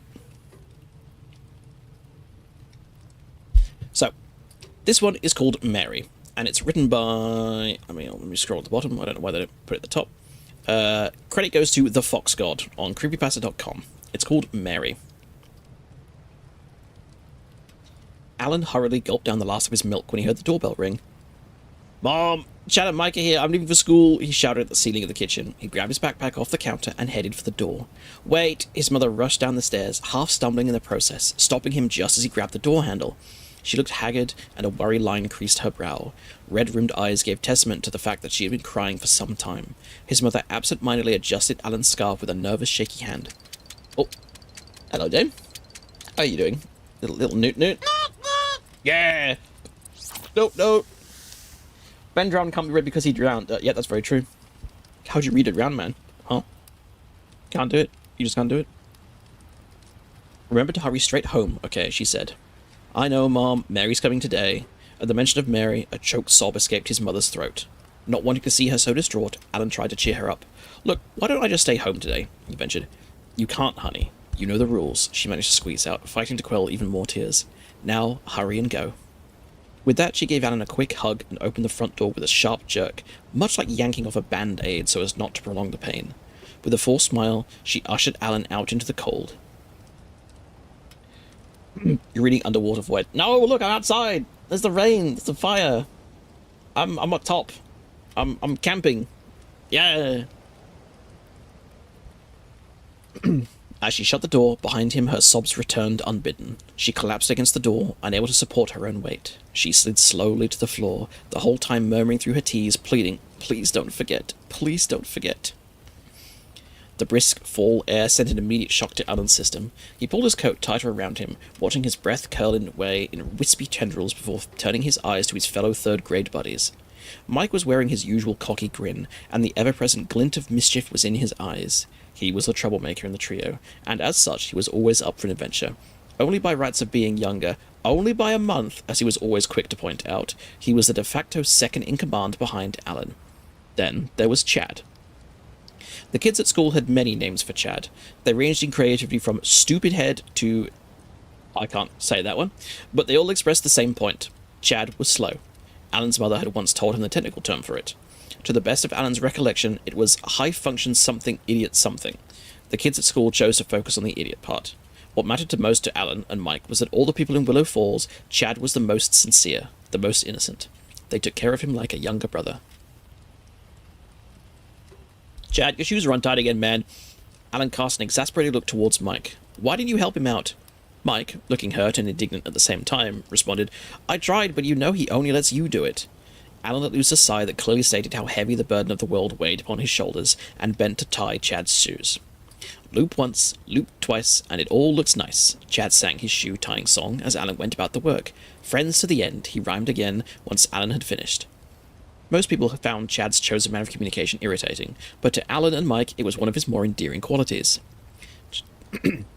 Chad, buddy, you really need to learn to do that on your own. I might not be around to help you next time.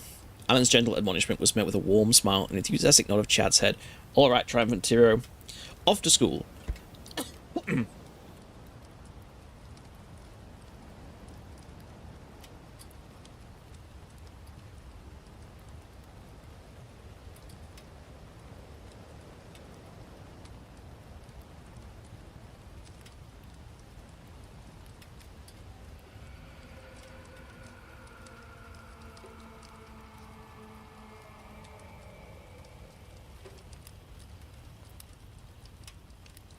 That's because I muted it to cough, and I forgot to unmute.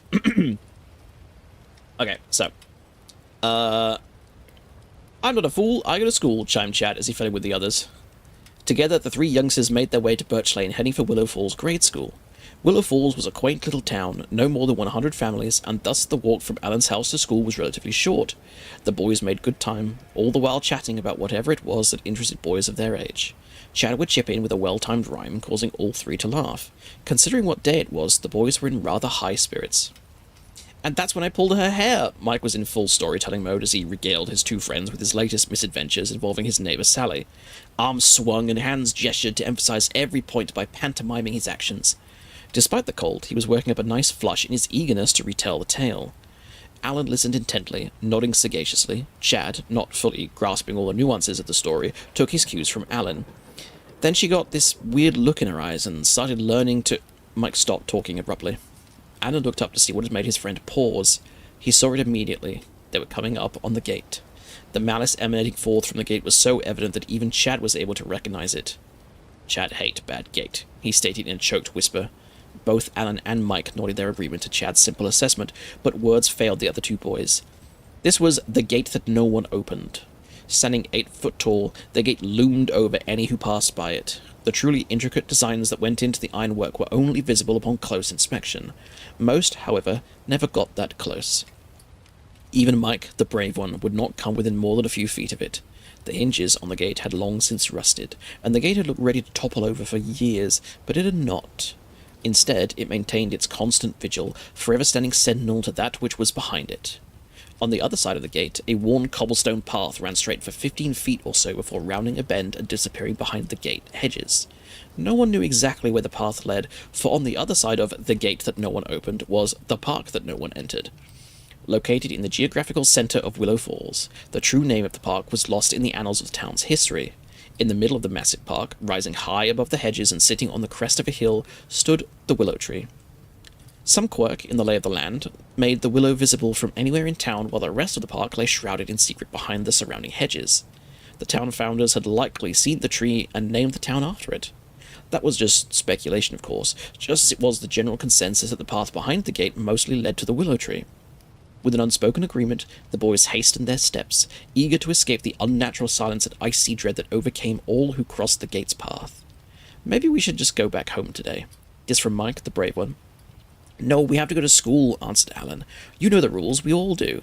Yeah, but... He let his protestation trail off, and instead turned his attention to stepping on every dead leaf that came within reach of his feet. School's the rule, Chad intoned with his head hanging and hands in his pockets, the walking picture of dejection. The boys continued down Birch Lane. It had been another typical day at WFGS. At recess, some of the other third-grade boys had devised a new game. They thought it would be funny to stuff a sock down Chad's pants to try to get him to chase his tail. Chad, always hoping to please, had gleefully complied. Misunderstanding their teasing laughter for encouragement had caused him to try all the more enthusiastically. If there was one challenge Chad did have, it was his ability to completely focus on one task to the exclusion of all else. This only lent fuel to the laughter as he doggedly spun in circles determined to catch the sock. Mike and Alan were quick to intervene.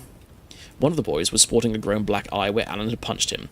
Mike, fresh from the principal's office, my second homeroom, as he liked to call it, already had his name on the board. At least it wasn't... I'm not going to say that either. Hey, don't look now, but they're at it again. Ignoring Alan's advice, Mike whipped his head around just in time to catch Sally and her group of friends peeking his way. They quickly ducked their heads back together and returned to hush whispers laced with intermittent giggles. I don't know what's wrong with Sally, Mike said with a look of consternation on his face. Ever since yesterday, she's been acting weird, looking at me funny.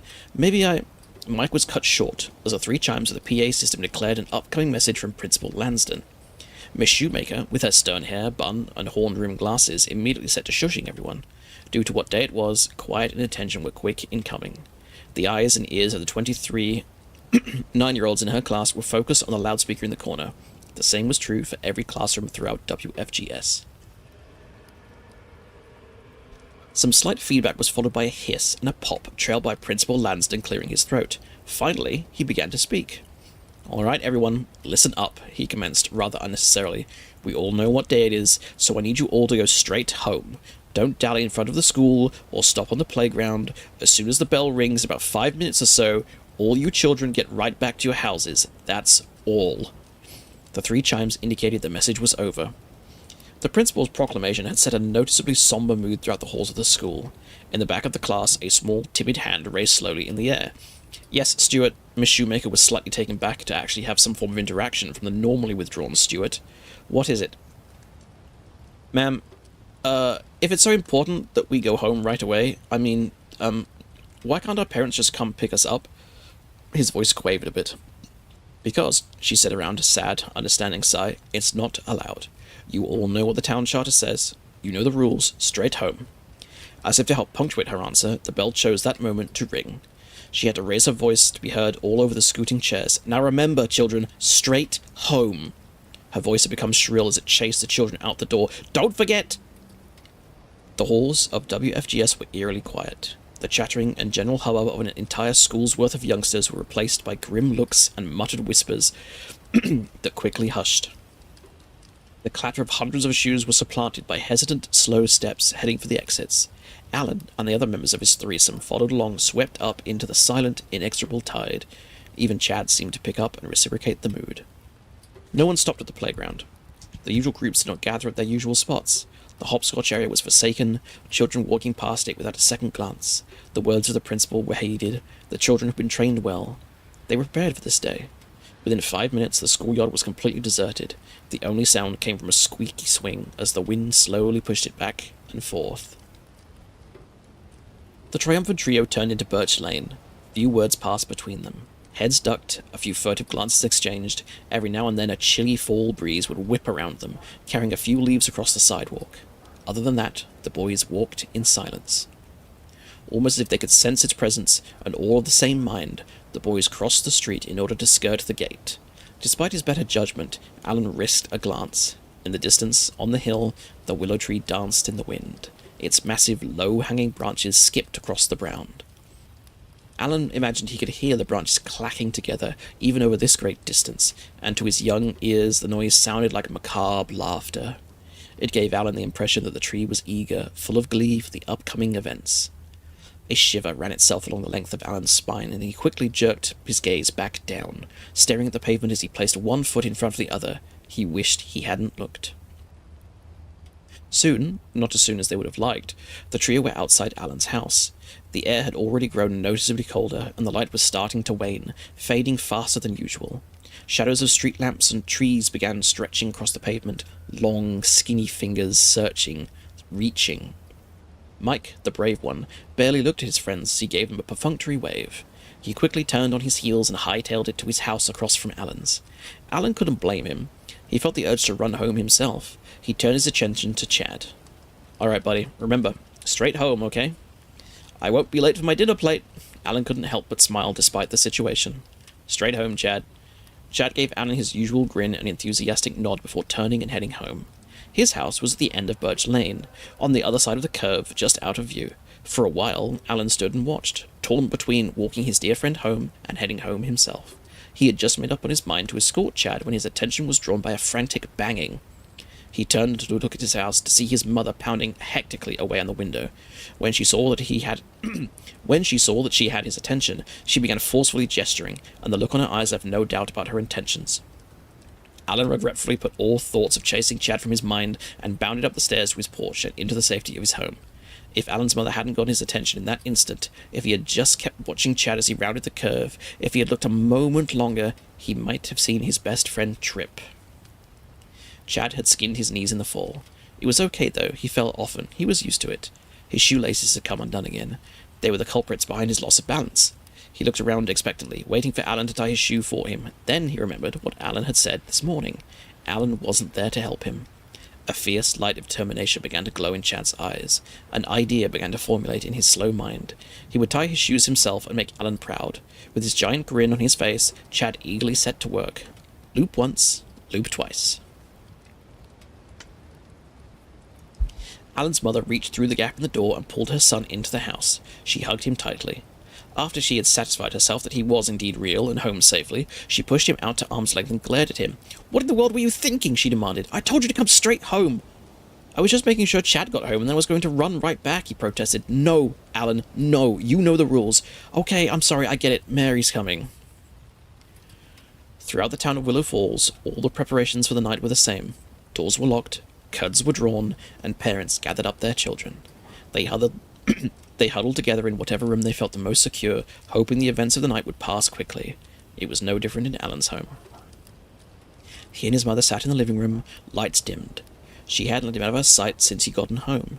Every few seconds, she looked his way, verifying he hadn't disappeared. Sometime between the late afternoon and dusk, Willow Falls changed. The cold deepened even more. Darkness seemed to envelop the town, bringing with it an unnatural silence. The wind slowed, and then eventually petered out altogether. No birds chirped, no squirrels squeaked. It was as if the town was a void, no sound, no movement, and at the epicenter of this lifeless black hole stood the willow tree.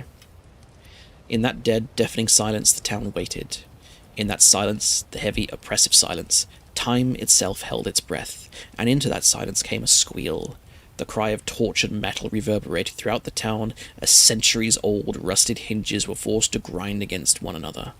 On and on the sound came, setting nerves on edge and jaws to clenching.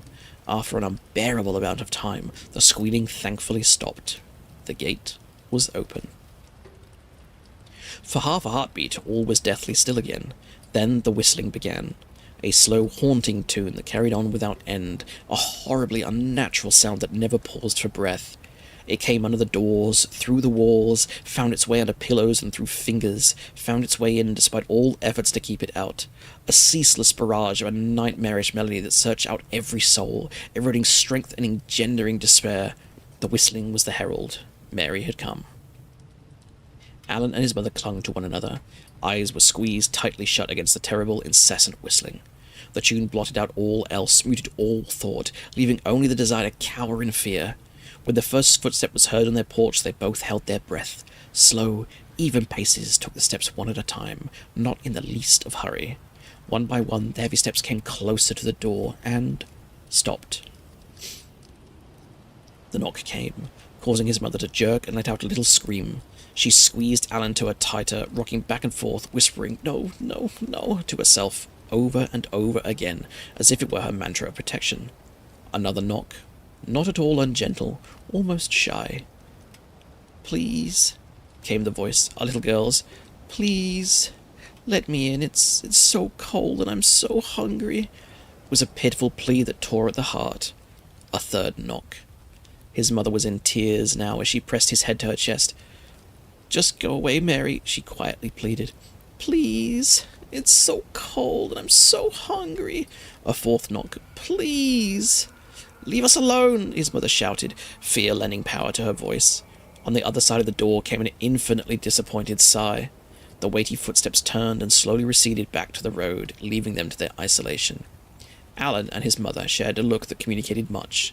They were relieved that their trial was past, but they knew they were not the first, nor would they be the last. The ritual was repeated again and again throughout Willow Falls, always the timid knock, followed by a heart-wrenchingly pathetic plea for shelter from the cold, and always hungry, always so hungry. The whistling continued on. Success! He had finally wrestled the tricky laces into a knot. Chad was extremely proud of himself, and he couldn't wait to tell Alan. Chad stood with a rare smile of self-satisfaction. Few and far between were the moments when he accomplished something on his own. It was then that he noticed the whistling. He had forgotten. His mother, the principal, Alan, they all told him to go straight home, but he had tripped. He had been so focused on tying his shoes that he lost track of time.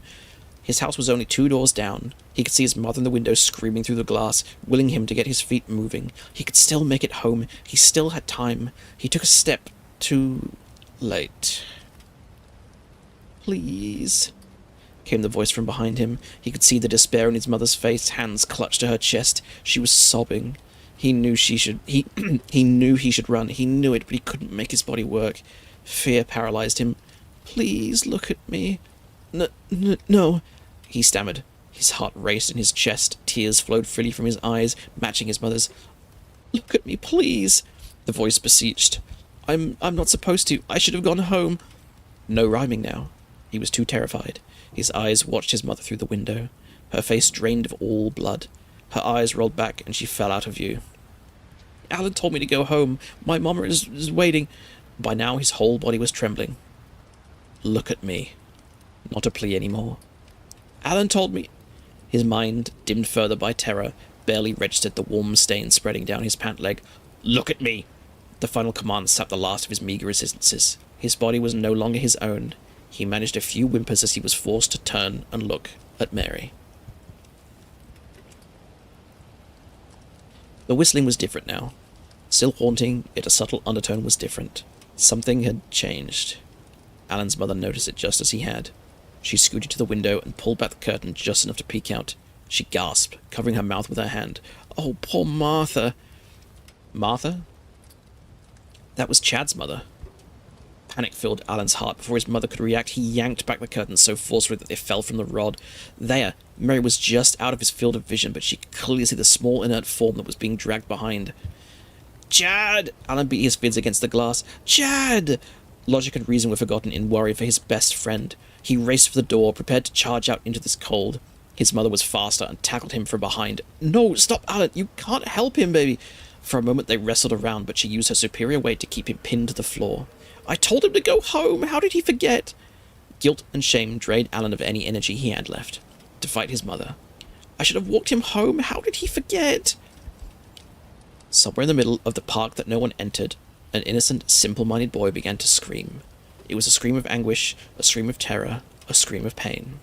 The scream carried on until it was drowned out by another scream.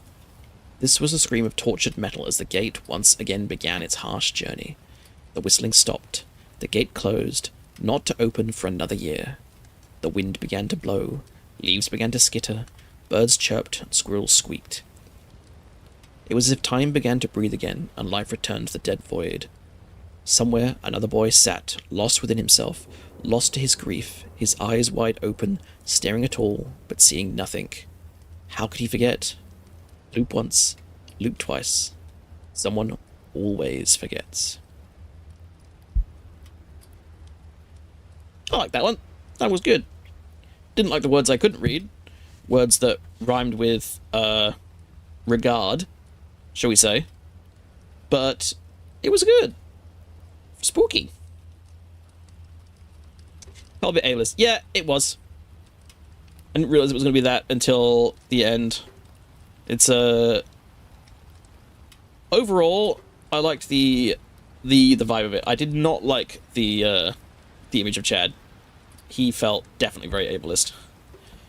But yeah. I also don't know why Alan just didn't go home with Chad. Right? Just didn't go to Chad's house.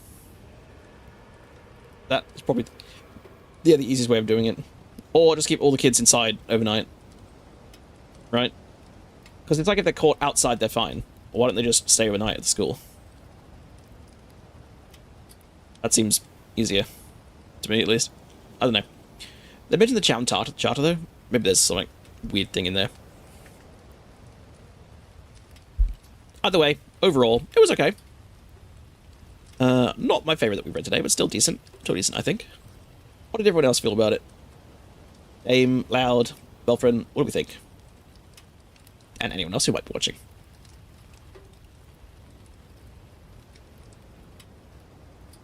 While people are writing their replies, I hope everyone's got their snacks ready and enjoying themselves. Nom. Nom nom nom. Chocolate pretzels. Yum yum. Oh god. I'm a slot for chocolate pretzels, dude. These things are so good. Now the perfect camping, creepy story snack. Sweet, salty, crunchy, so good. Yum, yum, yum, yum, yum. Okay, right. I'm gonna stop eating these as my nice mouth for now. And I will find another story. Oh, interesting.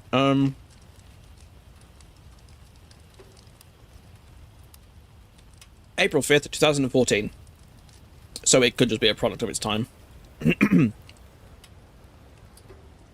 And once again, that was the story Mary by the Fox God. So, if you like the story, go on there, give him a comment, give him a rating, and tell him how you liked it.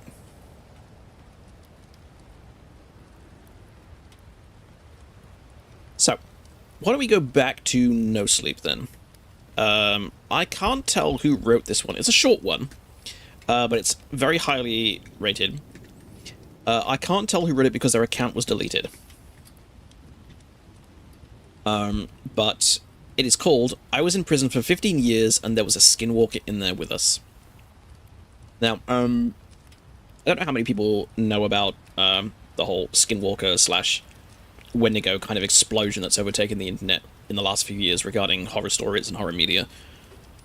But it kind of began with the whole...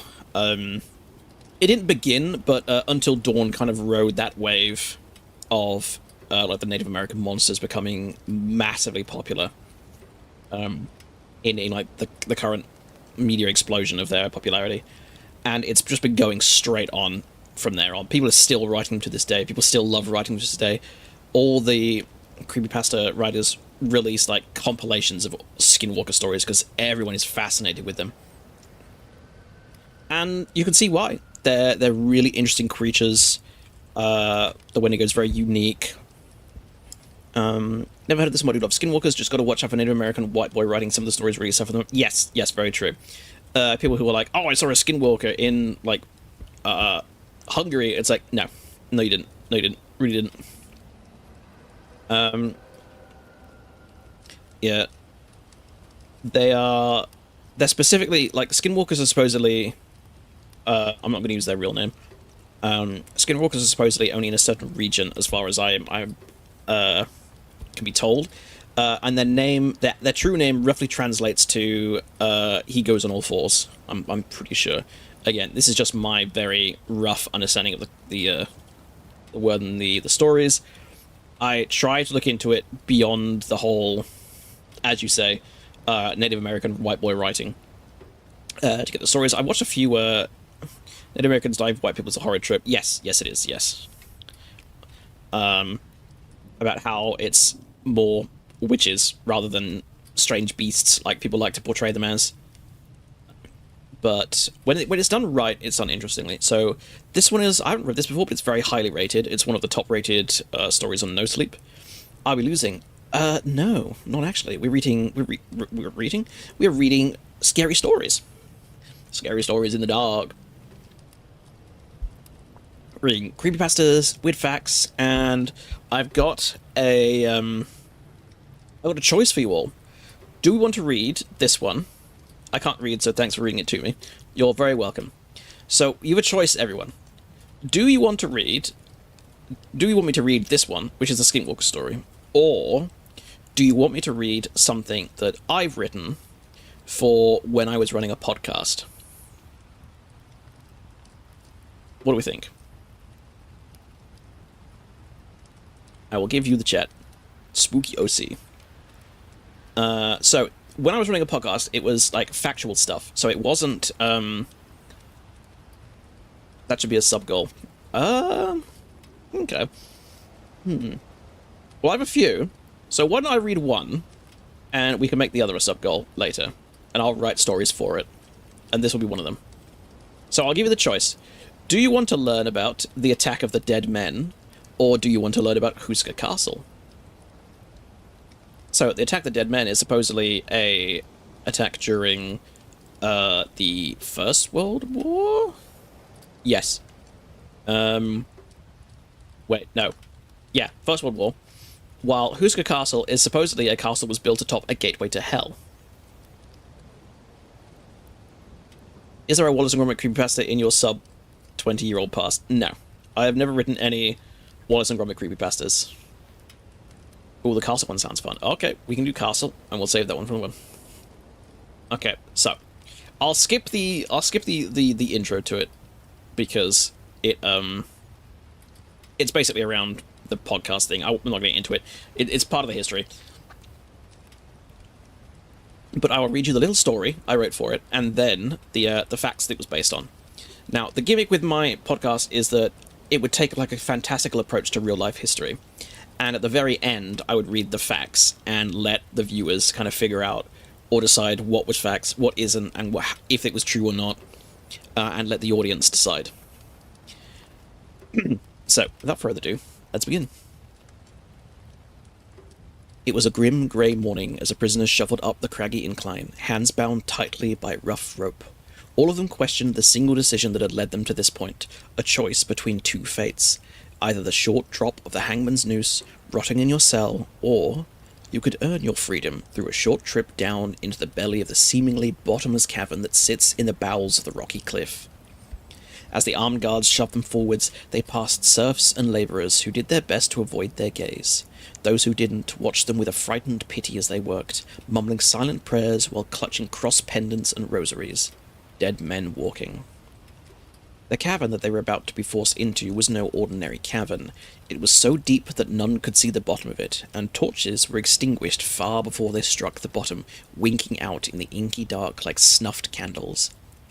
The locals spoke of it only in hushed and fearful whispers, claiming that demons would crawl out of it in the dead of night, evil and bloodthirsty creatures in the shapes of half men, half animals, that they would prey upon wayward travellers, slaking their hunger on flesh and blood, before retreating down the cavern once more away from the light of the morning sun. They stopped before the entrance to the cavern, an imposing hole in the ground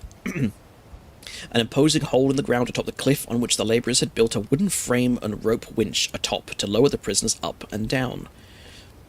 The first unfortunate soul is lashed to the wooden boards of an improvised seat and given a lit torch, and lowered down by a slow turning of the winch. He disappears from sight into the inky black, and for a lengthy time everyone waits in a terrible silence with bated breath. Even the world waits.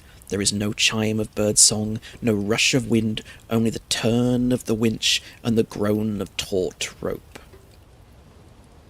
Eventually, the silence is shattered by a scream in the dark. The guards reverse, wrenching the winch as fast as they can, the deafening shrieks growing closer and closer before cutting off just as they reach the light once more.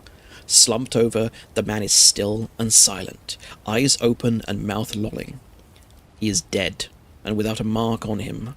As the guards untie him from the seat, one of the prisoners decides to take fate into his own hands, sprinting away and leaping off the cliff, preferring a crushing death to the rocks below than anything that awaited him in the cavern.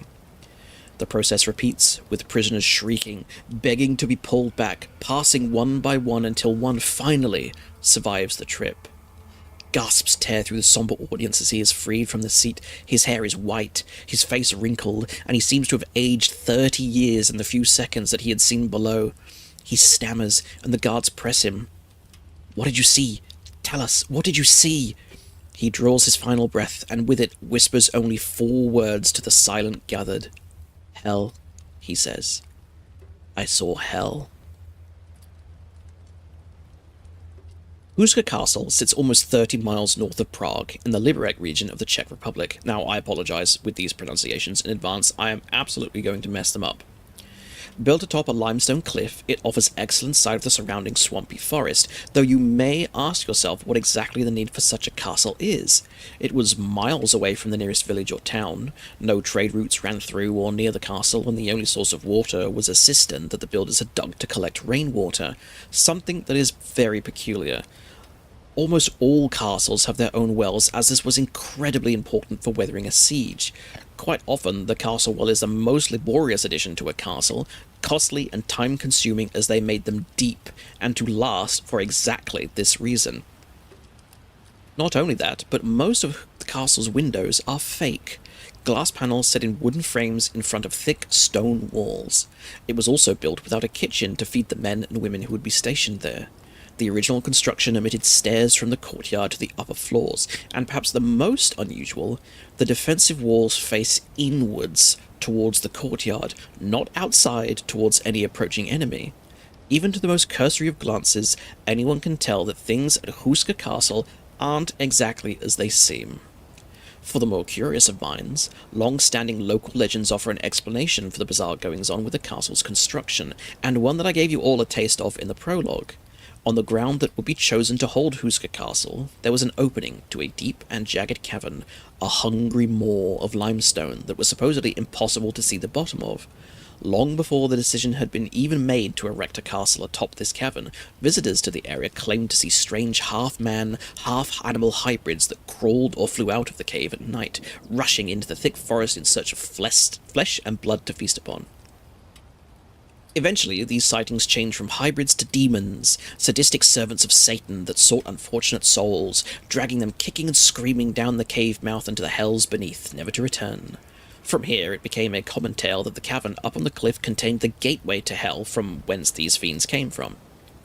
While many find the purpose for the castle up for debate, the official reason for its construction is that Ottokar II desired an administration centre, one focused on managing the finances and paperwork of the royal estates and landed gentry. When construction began, the former were confused with what to do with the cavern. The workers were terrified of it, and frightful rumours and sightings spread like the plague. The first idea was simple. There's a lot of waste on any construction site, let alone that of a large castle, so why not just fill and seal the cavern by throwing it all down there? Rubble, detritus, leftovers, and everything else from construction were tossed down into the hungry dark, and yet it showed no sign of filling. When this idea proved fruitless, a more creative solution was settled upon. If the labourers were terrified to work on the site, then their fears needed abating. What better way to do this than confirming in person that there was nothing in the cavern worth being scared of, though reasonably nobody wanted to do it. The workers would rather quit than go into it, fearing for their very souls, and the guards outright refused also, so they needed someone who didn't have much of a choice. It was decided that prisoners from the nearest jails would be offered a choice. You could see the hangman noose for whatever terrible crime you had committed, or you could risk going into the ravenous dark in the cave beneath the growing castle and tell them what you saw. If you survived, you were free to go. Hire a witcher. Yep. Throw Geralt at it. That'd be fine. He'd sort Houska Castle out. Be done in a few hours. Well, you might be surprised, dear listener, to hear that they had very few takers. The few who did accept were escorted to the cliff, shackled and tied together under the watchful gaze of armed guards, and taken to the mouth of the cave. There, the labourers had constructed a wooden winch atop the entrance, similar to that which I used to pull water from wells, one that was fastened to an improvised plank seat and could lower a man down into the dark of the cavern. The dungeons of fear and hunger. Only for a few brief moments, the realization of their situation sank into the unfortunate prisoners, and as they had their restraints removed, we could only imagine what each and every one silently assessed the decisions that led them to that position. away from home, up a cave on a windy hill, surrounded by workers that refuse to meet your gaze, assuming you to be dead men walking, about to lower you into the darkness within that each and every man and woman there believed to be a gateway to hell itself. Instructions were given, desperate prayers were spoken, and the signs of the cross were made silently. The first prisoner was pushed into the seat. We don't know whether he faced it bravely or sat in solemn silence. Perhaps he begged for mercy, or raged with curses, spat in anger. Regardless of how he entered it, it's reported that he was lowered into the dark where he vanished out of sight. The eerie silence became strained, the crowd of onlookers waiting with bated breath to hear for something, anything that might suggest his safety. They didn't have to wait too long. After a short time, a muffled scream shattered the silence, ear-splitting and shrill. It was the sound of a man whose life was in danger. All sense and sensibility abandoned in the face of abject terror. The guards reversed the winch with haste, the rope jerking and shaking as they brought the man up as fast as they could, but the screams ended only a few feet from the surface and sunshine. What they pulled out of the cavern wasn't a living, breathing man. It was a carcass, pale, withered, and frail, his eyes rolled back into his head and mouth agape, his visage frozen in the panic and terror that he had died in. Understandably, this shocked the onlookers. Chaos and clamour tore through the audience, and while the officials and guardsmen were distracted in attempts to calm them, one prisoner flung himself from the cliff to his death, breaking upon the rocks below, rather than enter the cave. Probably a sensible decision. The process repeated for each and every prisoner. A man would go in, screams and prayers and curses would follow, and he would be dead before he reached the surface, until the last. The final prisoner who was pulled from the cave was changed. Where once there was youthful vigour, there was now an aged and decrepit old man, hair white, skin wrinkled, breath rasping. When questioned what was down there, he had only enough breath to warn them that he had seen hell in the cavern, instantly turning the rumours of portals and demons to inarguable fact, and a frightening legend that's lasted for almost 800 years. In order to seal this portal to hell, the builders placed the castle's chapel upon the cavern's mouth with thick stone plates to ensure that, for as long as the castle stands, none will enter the cave again or escape it. The chapel is dedicated to Archangel Michael, who is said to have fought directly against Satan and his horde in the war in heaven and cast them out of the kingdom of God. There are even images carved into and painted onto the walls of the of the angels doing battle with strangely familiar half-man, half-animal monsters. Only fitting that a chapel in his name guards a portal to hell, then.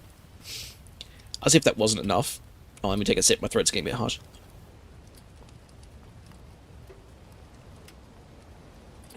There we go. As if that wasn't enough, and just like every good castle, Huska Castle has its fair share of ghosts that walk the hallways at night. The caretakers and tour guides report poltergeist activity, objects being violently thrown or knocked around, people being groped and scratched, and worse. There's also the ghost of the black-garbed monk, and headless ghost that has ethereal blood gushing from his wound, roaming the grounds looking for, well, we presume, his head. With so many macabre mysteries surrounding the castle, it's only natural that it whets the appetite of those of us who enjoy the supernatural and the strange. Fast forward to the late 1930s, and this castle saw a rather unfortunate group of such people, the Nazis. When the Nazis occupied Czechoslovakia, the Wehrmacht took up residence within Huska Castle, and rumours arose that they took a great interest in the paranormal goings-on within and under the castle. The locals whisper of strange experiments and satanic dabbling, with some claiming that they were harnessing the forces of hell itself. Someone stop playing Doom Eternal music, please. That the SS would take men, women, and children from the nearest villages as prisoners, and force them into esoteric rituals as guinea pigs, or even blood sacrifices. Some rumours came about them using the supernatural to test new and strange super weapons, and looking into the animal-human hybrids in their efforts to create the perfect super soldier, though if they did, it thankfully didn't help them very long. When the bombings in Berlin became too dangerous, they began using Huska Castle as a storage place and library to contain many important tomes and grimoires from the RSHA, the Reich Security Main Office. I can't find much information on what happened after the war, or how the Nazis left Huska Castle, but what I can find suggests that the collection of esoterica that the Nazis had been collecting there ended up in the hands of the Russians after they were pushed out of the castle and Czechoslovakia. There are other legends associated with the castle, but those I can't find much details for, such as that of a Swedish mercenary captain named Oronto, who became a stewardship of the castle in the 1800s and used it as his own personal pleasure palace, committing all kinds of sins, depravity, and spells deep in the forested castle, making a pact with the devil in exchange for long life. It didn't work, however, as the workers of the castle and some civilians from the nearby castle grew too sick of his crimes against God and nature and promptly murdered the absolute snot out of him. Tough luck, Aronto. To give Huska Castle its more factual tale, the most concrete evidence I can find is that it did start as an administration office centre, or that's the official story, at least. It was later passed on to the aristocracy, where it changed hands frequently from owner to owner, or passed down from generation to generation, where the former died from one thing or another. In 1897, it was purchased by Princess Hohenlohe, I think, a member of the German House of Hohenlohe, and in 1924 it was purchased by the president of Skoda. Yes, that Skoda. The company that would become the car manufacturers that you likely see frequently today. It's been owned by the president's descendants ever since, with a brief gap occurring during the Second World War, of course, before it was returned. So, dearest listener, what is your opinion of Huska Castle? A gateway to hell, or merely the fibbing folklore that always accompanies castles? Hotbed of Nazi occult research, or merely a story library? Ghosts and ghouls, or not so much? And there we go. That's the end of my writing there. What do you think of Huska Castle, ladies and germs? What's your opinion of it? What do we think?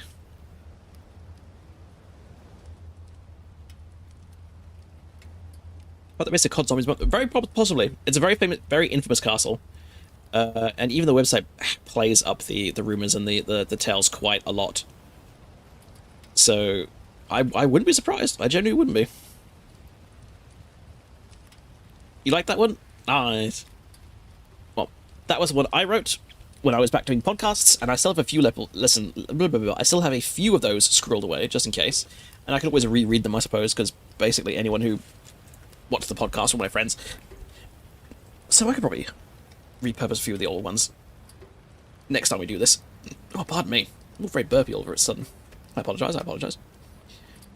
So, what do we want to do now? We want something similar, or do we want a little bit more creepypasta, or do we want no sleep? What are we thinking? We do have that Skinwalker one we could get back to. We still have like 40 minutes, so we could definitely read one or two more. We've got Skinwalker. I could try and find a new one. What do we think?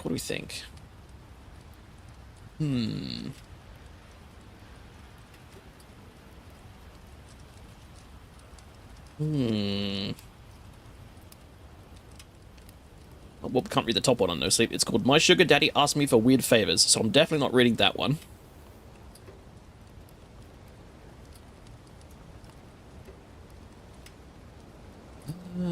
My job is watching a woman trapped in a room. No, thank you. Probably not that one.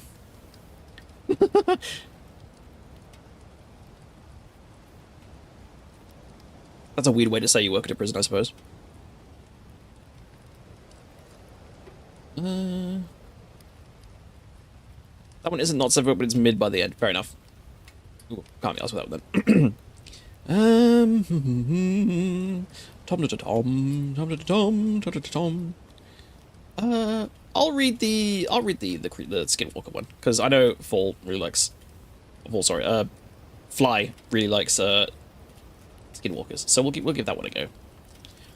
So, again, this one is called I Was in Prison for 15 Years. There was a Skinwalker in there with us. I would love to give you the author, but it seems their Reddit account was deleted, and there's no comments on it about who is the actual thing. Well, if you can if you can find me the link to like one of their stories that you don't need like background information to like, I'll read it to end with, as long as it's Twitch friendly. I put that in anything. Like, find the link, post it in the Discord, and I'll read it while I'm reading this one, and then we'll finish with it. Maybe, but this isn't. This is on No Sleep. This is on the creepypasta. Right. Okay. I was in prison for 15 years. There was a Skinwalker in there with us. A little background first. I was serving a 15-year sentence in penitentiary in southern Arizona. What I was there for isn't important. During my stay there were countless things that happened that no one could explain, and even more that no one wanted to know any more about. It all started with a prison legend. Supposedly, years ago, something unexplainable happened in the prison. Every morning we'd be woken up and expected to stand near the front of our cells while guards visually confirmed we were present and accounted for. Apparently, about a year before I got sent there, the most brutal and unexplainable thing happened during one of those routines. A man who had a cell to himself looked very off during his check. When the guard pulled over another guard to help him check it out, they found out it wasn't actually the prisoner they were expecting at all. It was a totally different man. This man was wearing the skin of the other man over him. Loosely fitting, draped, apparently looked like a real monster. The scariest thing was, though, the guy was wearing the skin was not an inmate. They had no idea how he even got into the prison, let alone a cell. What's worse is they couldn't even figure out who the hell he was. He wasn't documented anywhere, and what's worse than that, they never even found the body of the man whose skin he was wearing. Pretty grisly stuff, I know, and I realize that's not the go-to definition of a skinwalker, but that's what the prison called him, the skinwalker. Didn't help that the guy never talked, apparently. Anyway, that's what started the whole skinwalker superstition around the yard. Apparently, the guy got shipped to a different spot about a month after it happened, and just about everyone in Gen Pop felt all the better for it. I heard about the story the second day of my stay. Hell of a story to hear about your place, of your home for the foreseeable future. Now, onto the real shit, though. Sure, that guy was the skinwalker, but all he did in the long run was get an old lifer Navajo inmate to tell him everything about actual skinwalkers. It seemed like a lot of the prison culture actually revolved around them. Now, apparently, skinwalkers are tricky to point out on the spot, but if you manage to survive one for more than a minute or two, almost everyone can tell the mannerisms are off. They can mimic human speech, but not replicate it. They twitch manically. They have an unnatural gait while walking, but apparently they get better with experience. The old Navajo guy, his name was Carl, said that he was sure there was one actual among the prisoners, slowly picking us off over the years. He called it the Grandmaster Skinwalker at one point. Apparently, he thought it had human mannerisms down so well that you might not even be able to tell if it was your cellmate for a day or two. It had to be good, he posited one night. He would expect a skinwalker to jump at any opportunity for a kill, but this one realized it had a revolving door of people to kill coming into it, and masterfully bided its time, as Carl thought, for years. A lot of guys found humor in it, a lot more were really on edge about it, but every once in a while, in prison, people snap. Sometimes you'll find your cellmate swinging in front of your bunk, strung up around the neck by his pant leg. Sometimes you just can't take it anymore. But in our yard, people tended to snap in a very special way, and it wouldn't be an outburst at dinner or a silent suicide in the night. Guys would just stop talking, hunched over and shuffle around. Any friendship they had would mostly be out of the window. They would turn into a loner during rec time, and they would have their hair hang in front of their face. I'd just like to point out for Twitch that this is a story, this is a fake story. None of this has happened. This is all in Minecraft. No one liked to talk about it. Like, if they did, it would happen next to them. I felt the same way. I didn't know if it was a skinwalker or just people going crazy, but I didn't want to find out. It wasn't clockwork or anything, but every time someone snapped this way, it wasn't more than a couple weeks before they were shipped off or transferred to God knows where without any of us knowing beforehand. Then there was the nighttime occurrence. Short, loud bursts of sound echoed through my cell during all hours of the night on a regular basis. In the chat, the first blog from where we can see, can't find the OG Reddit thing. I'll look at it in a second. It sounded like a mix between pigs' dying squeals and nails on a chalkboard, just another thing that no one liked to talk about. Even scarier were the shadows and footsteps. The block was dimly illuminated in the night by only a few lights hanging from the ceiling outside the cells. I myself saw shadows flit across my walls on a regular occasion, when there were definitely no guards near my cell. One time, near the end of my sentence, I woke up, looked at my back, and found a perfect silhouette of a person standing there. But when I looked, my bunkmate was asleep and no one was outside my cell. And the footsteps, everyone hated the fucking footsteps. They were the scariest part. In night, sometimes more rarely than the shadows, you would hear ungodly fast footsteps. They sounded like wet feet slapping on a tile floor. Whatever caused them would fly from one end of the block to the other in a dead sprint. Whatever it was inhumanely fast. If you happened to be awake before it started, by the time you heard the footsteps on one side of your cell and whipped your head around to see the thing run by, it sounded like it was 3 cells past you. Everyone hated the footsteps, I agreed. I thought they were the worst. I was released from that place about a month ago, and I have more stories than I can count. I swear it was nearly my turn. About a week before I was discharged, my cellmate and a good friend of mine snapped. In the same kind of way, I didn't sleep for an entire week. Well, I did sleep, of course, but never for more than a few minutes at any one time. Never turned my back on the guy. The scariest thing? I woke up one night to him somehow snaking his body through the bars of our cell. For reference, I couldn't get anything past my shoulder through them. The worst part, though, he was coming back into our cell. On the day of my release, I didn't say a word to him. Just left. He seemed fine with it, and so was I. I'd made through 15 years of prison fights, gang disputes, and all I know, skinwalker abductions. I left through the front gates a free man. As I walked along the fence for the rec yard, I spotted my cellmate, standing off on his own like he had for the last week or so. I shook my head, not even sure if it was him anymore. I took one last look over the yard, this time from the other side of the fence, and I wish I hadn't. There, standing off on his own, on the other side of the yard, was Carl, slouched over, eyeing the other inmates and twitching manically. Ooh, skinwalker in a prison. That's a new... well, I've not thought of that before. Not seen that before either. The writing was a little bit weird, but it was good. I liked that. It's pretty spooky. Very spooky indeed. It would be a fun movie, yes. Write that down, write that down. A24, get this now. Let's get Walker cellmate. Oh, scary, scary. What's next? What's next? What's next? That didn't take very long.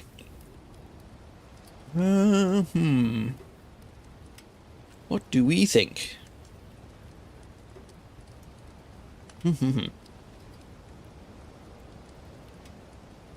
Ooh, there's this one about wasps. This one's nice and short as well. So, who here... is anyone terrified of wasps? Is anyone scared of them? Anyone don't like them?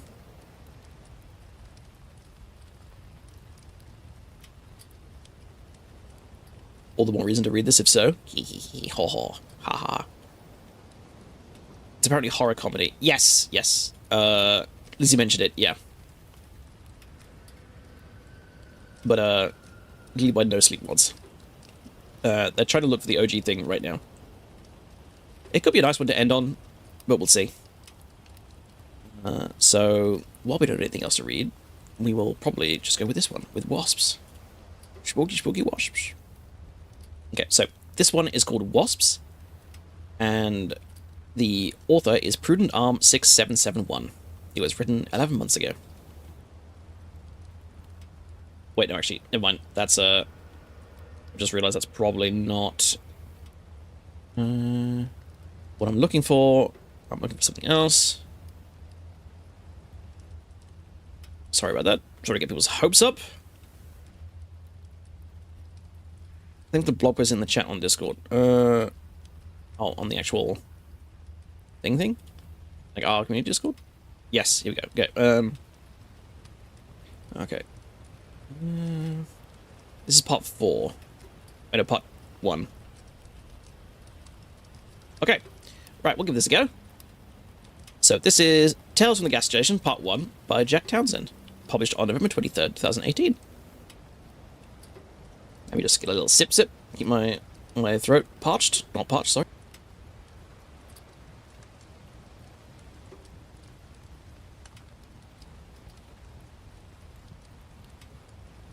There we go. Okay. At the edge of our town, there's a shitty gas station that's open 24 hours a day, 7 days a week.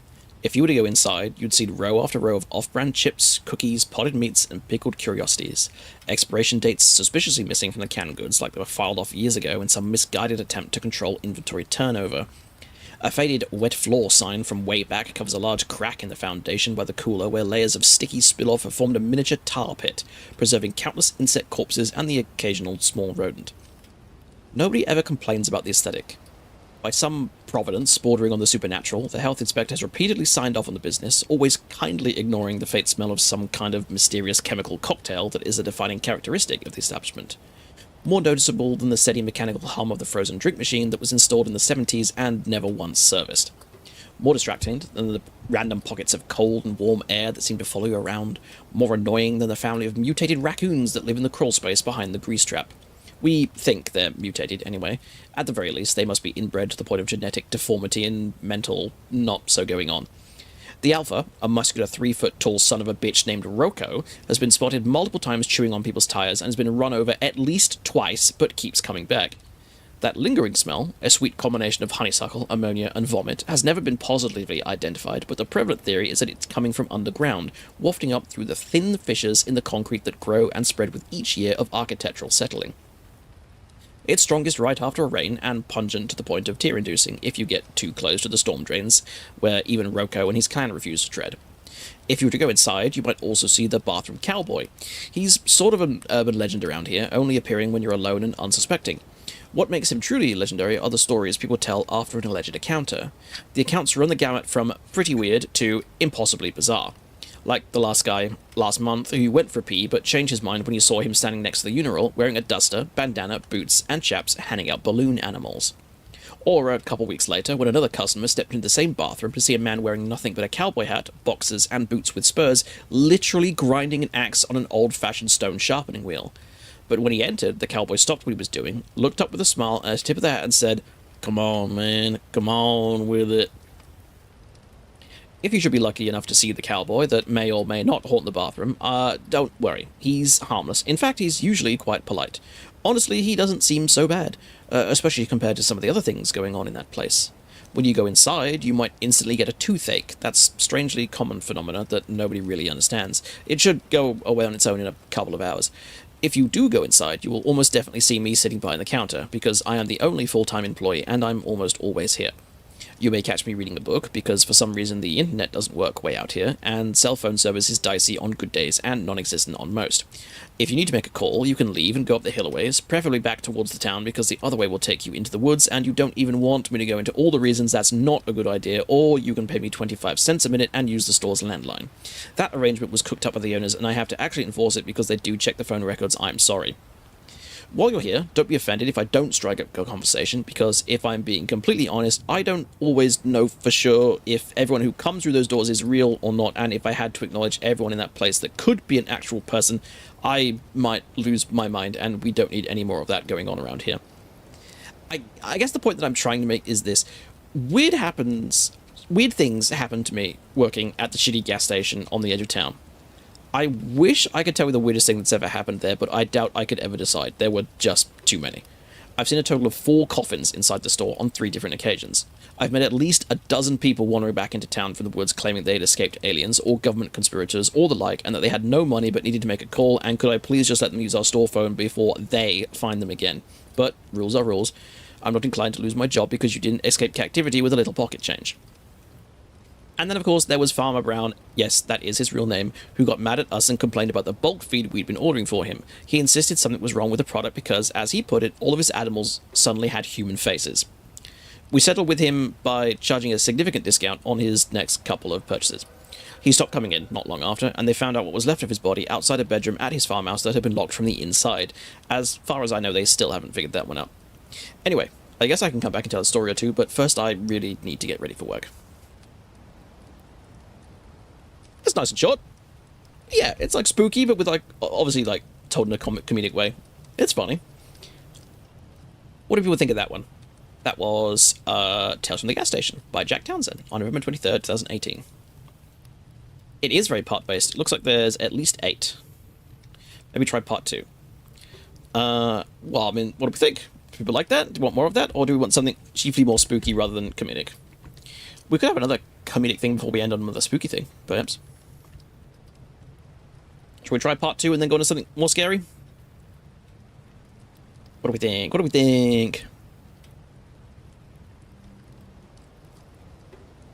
The book's spent on it a lot. It's definitely interesting to see what the first one. Let's try part 2. Alright, let's try part 2. This one is called The Dark God, in brackets, part 2, by Jack Townsend. Updated on March 23rd, 2020. I've been working at that gas station almost non-stop since I graduated high school, and at this point, I doubt I could quit even if I wanted to. Not long ago, a doctor recommended that I start keeping a journal, and after some consideration, I decided I might as well give it a shot. It's not like any of the traditional treatments are having any effect, but enough about me. Let's get back to the interesting thing, the gas station. I spent a decent portion of my shift last night trying to decide how to begin this journal. Where would I start that would make any sense at all? How do I explain the gas station to someone who hasn't experienced it? I've tried telling my stories so I know what to expect. People don't believe it, or people don't want to believe it. I still remember the difficulty I had last year when I had to call the sheriff's station and explain to the new girl that half of a pig had broken into the store and was running amok, breaking things and screaming with the voice of an old woman. Yes, I meant half of a pig. Yes, a pig. The front half. No, this isn't a joke. I'm at the gas station. What do you mean, which gas station? Is this your first day or something? Oh, it is. In that case, can I please talk to someone else? She finally put me through to Tom. He's the deputy that drew the short straw all those years ago and ended up on official gas station duty. That was back before his hair had turned all white. Now he's been enough times to know that all I have to say when he picks up the line is, "It's a half pig, I won't stop screaming and I can't catch it," and then he grunts, mutters something about that being pretty freaking weird, and then drives out to help me catch it. Tom is a good guy. I asked around, but nobody knew where the pig had come from. Farmer Brown, who was still alive at the time, came down to take a look and provide his expert opinion. According to the farmer, the pig had somehow been chopped down the middle, but miraculously none of the important organs were hit. Nothing supernatural about it, just really unusual.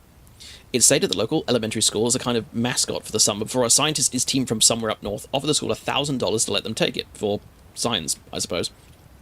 I don't mean to ramble, my point is that it's hard to believe that some of these stories if you haven't even been inside the gas station at least once.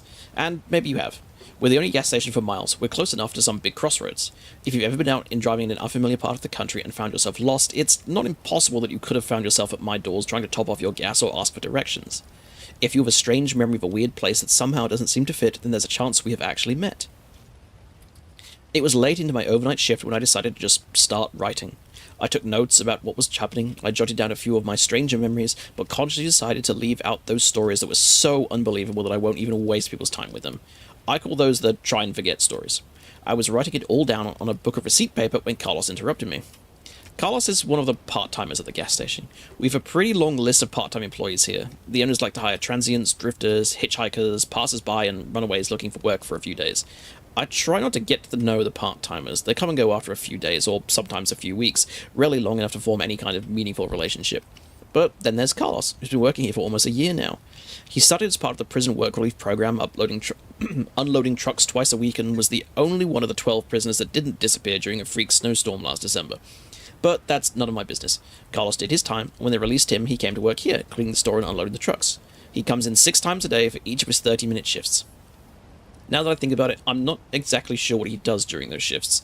The store is never clean, and the trucks only come twice a week, exclusively during the daylight hours as per an arrangement following the incident. Maybe one day I'll ask Carlos what he does for the owners. All I know is that he's the closest thing to a friend that I have here. When Carlos approached me at my register last night, I knew something unusual was going on. He was sweating bullets, pale, on the verge of passing out. He kept glancing back at the man in the suit that had wandered into the store and was standing next to the frozen drink machine. All he told me was that he needed to talk now. Nighty-night, dame. Have a good one. Sleep well. Don't let the creatures get you. I told him, go ahead, but he refused to say anything unless I followed him to the walk-in cooler. I usually hate to leave the front of the store unwatched. We have the occasional shoplifter. Plus, there was that one time Rocco got in and made off with 2 cases of cigarettes, but Carlos seemed serious, so I made an exception for him. Once we were in the sub-freezing safety of the walk-in cooler, Carlos asked me if I'd seen the guy in the suit. I said, yes, I saw him. I asked if he knew the guy. I said, yeah, I'd seen the guy around town. His name was Kiefer. He was running for some kind of office, I can't remember which one, and stopped by the gas station every now and then. He drove an old black SUV that only took premium, and I didn't know much about from him in town, but he was definitely local. His picture was framed in my high school's trophy case for one of the sports competitions he'd won years and years before I got here. We only have so many things to be proud of, I suppose. I knew of Kiefer, but we weren't exactly acquaintances. I told all this to Carlos, who shook his head and said, no, that can't be Kiefer. I said, why not? And Carlos told me, that can't be Kiefer, because Kiefer has been dead for 2 days. His body's in the trunk of my car right now. And that's when things started getting weird. It was a very strange night between the handplants, Farmer Jr., and that cultist that wouldn't leave me alone. I had barely any time to collect my thoughts. And of course, there was the Carlos situation. I promise I'll come back and tell you all about it, but first I need to grab some coffee.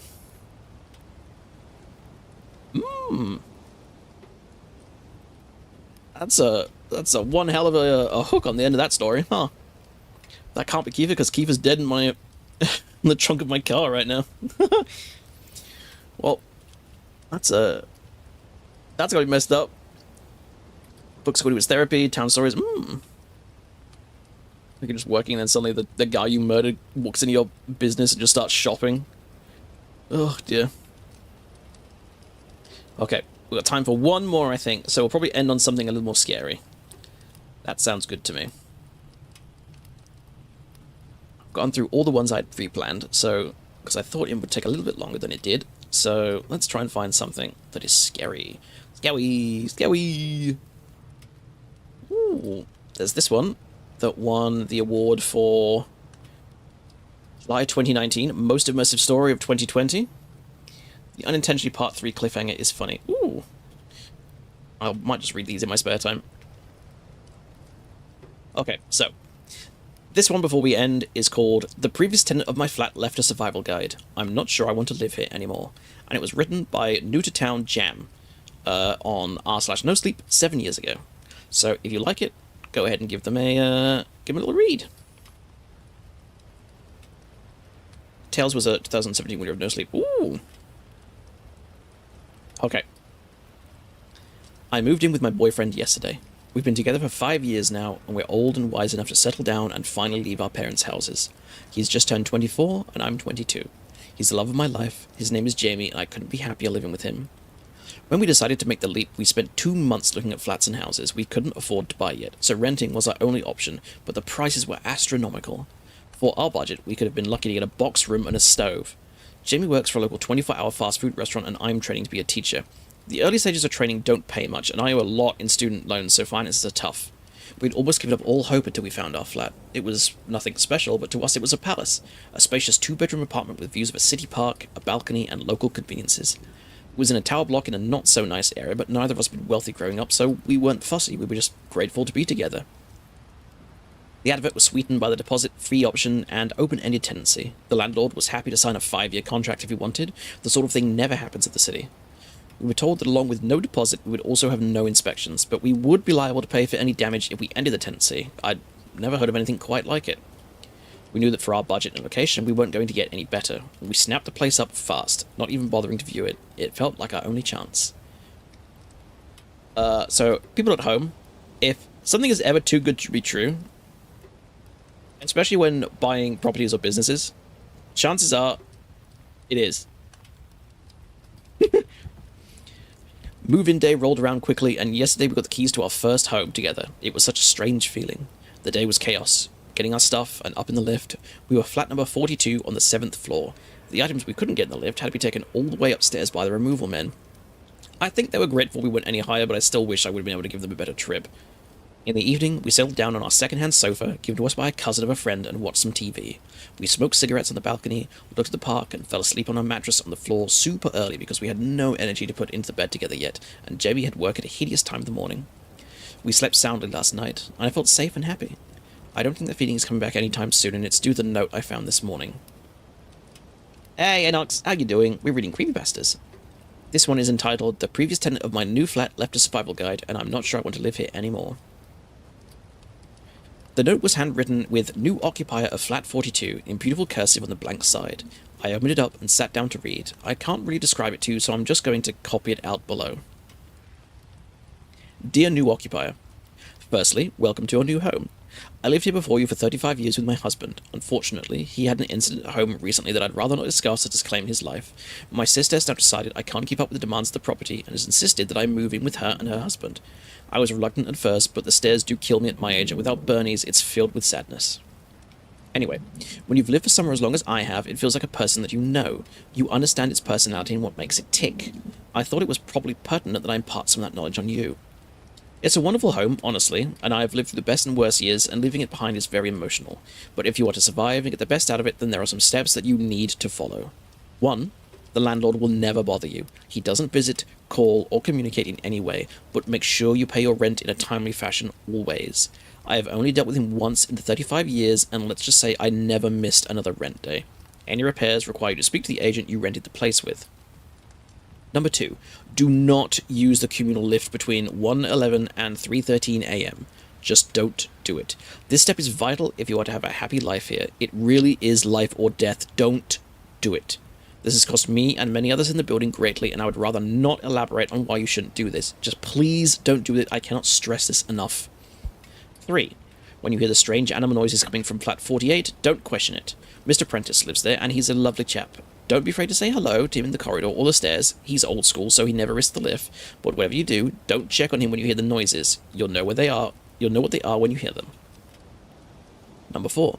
If you ever come across a window cleaner on the balcony, ignore him. He may seem like the nicest fellow you've ever had trying to sell you something at the door, but it really is best that you don't engage. He will go away if you ignore him, but he tries pretty hard the first few times, so you'll need some resilience. Whatever you do, don't offer him anything. No money, no hot drink. Don't leave food scraps out, bin or refrigerate them immediately. If you have small animals, it is imperative that you watch them eat and take away any leftover food immediately after they are done. This and rule number 2 go hand in hand. The things forage all day and seem to really love animal feed. You don't want them in your flat. I promise you can leave what you want out between 1:11 and 3:33, so you may want to feed your pets then. 6. Don't communicate with any neighbours who claim to come from flats 65 to 72. These flats suffered a fire in the late 80s that devastated the whole floor. All the residents died in their homes. The building was mostly council-owned at the time, and they never bothered to renovate the flats. They've been empty ever since, but every now and again, someone will be knocking at your door claiming to live in one of those flats and asks to borrow some sugar. They seem entirely average, but you must shut and lock the door immediately. I installed 2 extra security balls to avoid these fuckers, and I don't like to swear at my age, but they really are fuckers. 7. Simple one for you here. Keep a weapon in each room. Sometimes you follow all these steps and something still slips through the net. Better to be safe than sorry. 8. The building has a committee that will try to get you a join. It's one of those neighbouring groups about improving living conditions for all residents, and it's a nice group, and the lady who runs it, Terry from Flat 26, is a fantastic neighbour. By all means, get involved. I wouldn't recommend babysitting Terry's 2 children. She'll ask you because the poor woman needs a break, but if you accept, don't say I didn't warn you. Number 9. Stray, hairless cats sometimes roam the hallway. I know they're supposedly a special, expensive breed, but they don't belong to anyone. They're mostly harmless, but don't pick them up. Not unless you see one of those neighbours that claims to be in 65 to 72. Then grab the cat and lock it inside with you. It'll burn your skin a little, but the cats are friendly, and I wouldn't want to see them hurt. Number 10. There is no way to fix the damp in the ceiling in the bedroom. Sometimes it will turn a deep crimson and look quite concerning, but please try not to be alarmed. It doesn't drip, it doesn't get any bigger, and it's been there longer than I have. The landlord won't budge on it, according to the agents. I flagged it many times and even called the police the first night it changed colour, but it was a waste of time and it will be for you too, so it's best to ignore it. Number 11. You can trust the postman. His name is Ian Flanders, and he's been the postman since before I moved in. He has his own key to the main door and delivers post to the door every morning at 8:54. I can't include everything here, or it will become a novel, but if you have any questions, Ian will help you. Number 12. Finally, the first few weeks are the worst. You'll feel like you've made a mistake. I'm sure reading this you already do, but you can get through the first few weeks. It really is a lovely block to live. Every property has its quirks, and this one is a little extra special. But if you can truly be happy here, if you just take my advice, I wish you all the best. I really do. Yours truly, Miss Prudence Hemmings. Now, I don't really know what to think after reading the note. Hopefully it was some sort of joke, but the agent said the previous tenant was an elderly lady, and I can't see anyone named Prudence Hemmings attempting to play practical jokes on someone they've never met. It gets a little quirky at night. It do be getting quirky at night, this is very true. Sippy sip.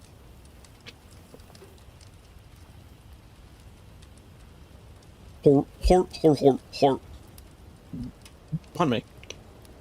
There were also parts of the note I couldn't disprove. There was indeed a large damp patch above the bed that me and Jamie had already discussed reporting.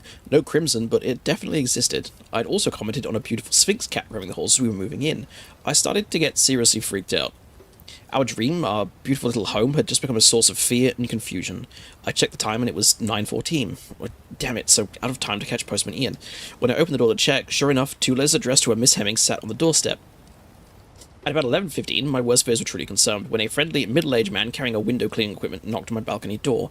I ignored him. I didn't want to take the risk until I'd spoken to Jamie and showed him the note. I'd texted him already to rush home. I felt as bad as the man wrapped his knuckles against the door for over 10 minutes, but honestly, the longer it went on, the more terrified I was. My windows were sparkling, and due to our lack of curtains, I couldn't even hide from his gaze. I felt so exposed. He stayed for a total of 30 minutes exactly, and never once did he stop looking at me or knocking. He shouted the occasional ultra-friendly line or humble request for a beverage in the heat, but through the door, but I did my best to avoid eye contact. When he finally left, I looked outside every window in the flat. I couldn't see him on any of the other balconies or see any equipment suggesting he was around. He had vanished completely. Jamie still hadn't texted me back. It must have been a rough shift. It was Friday and they were always busy. It wasn't often that he didn't reply. He was due home around an hour anyway. I read the note probably hundreds of times over.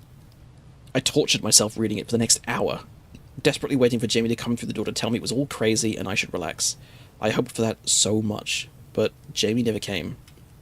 His shift should have ended around midday, but by 2 p.m. he still wasn't home. I panicked, I cried, I left over 100 voice messages on his phone but got nowhere. I finally decided to be long enough that calling his work wouldn't embarrass him, and his boss told me that he'd never turned up to his shift. I thought about what could have happened, and then it hit me. Jamie's shift started at 4 AM today. He would have left the flat at 3:15 and taken the lift downstairs. I don't know what to do. I've tried to convince myself it was all just one big joke. Maybe Jamie wrote the note and got his boss in on it too. A voice on my head kept telling me I couldn't write it like that if he tried, but I had to attempt to fool myself. It's getting late and he still isn't home. What if it's all true? I think we made a big mistake. That one's nice and short. A little spooky ending there. So it sounds like unfortunate Jamie took the elevator down at at the time that he was not supposed to, and ended up dead or beaten or missing or conjured away to some evil place, some spooky place. I could live there. That'd be fine.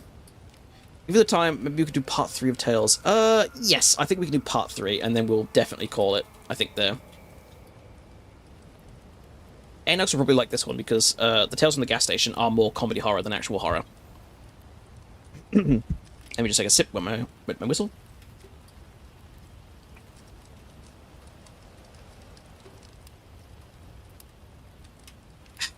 Okay. Yeah, it is, yes, very funny. Okay, so this is The Dark God Part 3 by Jake Townsend. If you've just joined us, all you need to know is that this fellow works at a gas station where weird things happen on the regular. Like, comically, terribly weird and horrifying things. And Carlos, the part-time worker, has just come up to him and said, "Do you see that guy who's shopping?" And the guy says, "Yeah, of course I know him, that's Kiefer." And Carlos responds with something like, "That's not Kiefer, because Kiefer's dead and he's in my truck, and he has been for the last 2 days." So who the fuck is that guy walking around dressed like Kiefer? So, here we go. When I returned to work after my post yesterday, I was delighted to find a stack of receipt papers sitting neatly on the register counter with notes written in my own shaky handwriting. I don't remember writing all these notes, but then again, I don't remember a lot of things. It is possible that I'm working too hard, or maybe the fumes coming from beneath the gas station are playing tricks on me. Or perhaps it's just another side effect of my condition. At any rate, I'm not one to look a gift horse in the mouth, or any other animal in any other orifice for that matter. Admittedly, my handwriting isn't the best, and at times the scratches on the receipt paper become nearly illegible, so if anything herein seems unbelievable, it's probably because I copied it wrong. With that in mind, this is my best effort at a transcription. 7. It's getting dark early these days. 7:30. Farmer Jr. came into the gas station tonight asking about the hand plants. I told him that they weren't there anymore. He left his phone number scribbled on the back of a coupon for 50% off bulk pig feed from an online retailer. There was a part before that. This is part 3. Oh, no, you're right. Okay, so... No, it wasn't. No, because this is the half of a pig. Yes, front half of a pig. Yeah, I clicked continue reading, and it goes to this one. Maybe it's part... If I click part 3... Yeah, this is supposedly it, Fly. Hello, Sigma. You're very late. This is the last 10 minutes of spooky stories. I shake my fist at you, my tentacle. So, all you need to know for this one, Sigma, is that this guy works at a gas station, and the part-time employee has come to him and said, "Do you see that guy that's walking around the gas station?" And the main character says, "Yeah, that's Kiefer. Everyone knows Kiefer. He's, like, famous in our town." And Carlos says, "That's not Kiefer. Kiefer's dead and is locked inside my truck." So, who is that? Yeah, tentacle wiggle. I'll wiggle my tentacles at you. Rah. Okay, so we'll continue. 9. I think maybe some kids are playing a prank on me. I found a lawn gnome behind the pork rinds. I didn't think much about it. I put him in a box behind the counter. But when I found another matching lawn gnome in the soda case, I added this one to the box as well. It wasn't until I noticed the third and fourth lawn gnomes that I started to suspect something. I had taken out the garbage and found the gnomes perched atop the branch of a tree next to the dumpster, staring down on me like gargoyles. I used a chair and a broom to knock them down, and I put them in the box with the other 3. When I got back to my desk, I found a note written on my chair in red ink. It simply says, "I'm in the walls." I don't know who wrote it, but the paper smells like oranges and plumeria. 10. There is a strange scratching noise coming from the tiles above the cash register. I fear Rocco, the raccoon, and his brood may have infiltrated the building again. 11. Farmer Jr. called the store. He asked about the hand plants. I assured him that they weren't there anymore, and if they showed up again, I would call him. I think he's beginning to suspect that I'm lying. 12. One of the cultist recruits wanted it from the community in the woods. They hate it when I call them cultists. I know the recruits aren't supposed to interact with the outside world, but from time to time they will sneak into town, never any further than this gas station, and buy cigarettes. They aren't supposed to try and recruit new members until they graduate to the honorable senior cultist status, but this one isn't a very good cultist. I know they aren't supposed to have names, but I'm going to call this one Marlborough. I'll let you guess why. Marlborough stayed in the store for at least half an hour trying to convince me to go back to the compound with him. They hate it when I call their home a compound. He tried to appeal to my logical side, but I let him know politely, but firmly, that I was not interested in logic. I can't remember when he left. 2. I found myself digging again. Sometimes, on slow nights, I let myself drift. My mind goes somewhere, and when I come to, I wonder, where was I just now? Who was that controlling my body while I was gone? My body did those things I've done so many times before that I guess it's learned how to do them without me. My body restocked the cigarettes, my body rotated the frozen drink machine, my body scraped the mold off the bottoms of the ice buckets, my body emptied the rat traps, and somewhere along the way, my body found a shovel, went out back, and started digging a hole. Actually, I shouldn't say my body started digging. I have been, or rather, my body has been digging this hole on and off for the last few months. Usually I come to after a few shovelfuls. This time I had it another foot deep before I snapped back to reality and asked myself, what the fuck am I doing? 3:30. I noticed a door at the end of the hallway past the walk-in cooler. How long have I worked here and never noticed that door before? It seems disappointingly ordinary as far as doors go, except for the fact that it's warm to the touch and it feels like it's vibrating. I tried the handle, but it's locked. Diggy hole. When I got back to my register, I noticed a man in a trench coat standing outside the gas pumps, and just outside the reach of our lights, dangerously close to the road.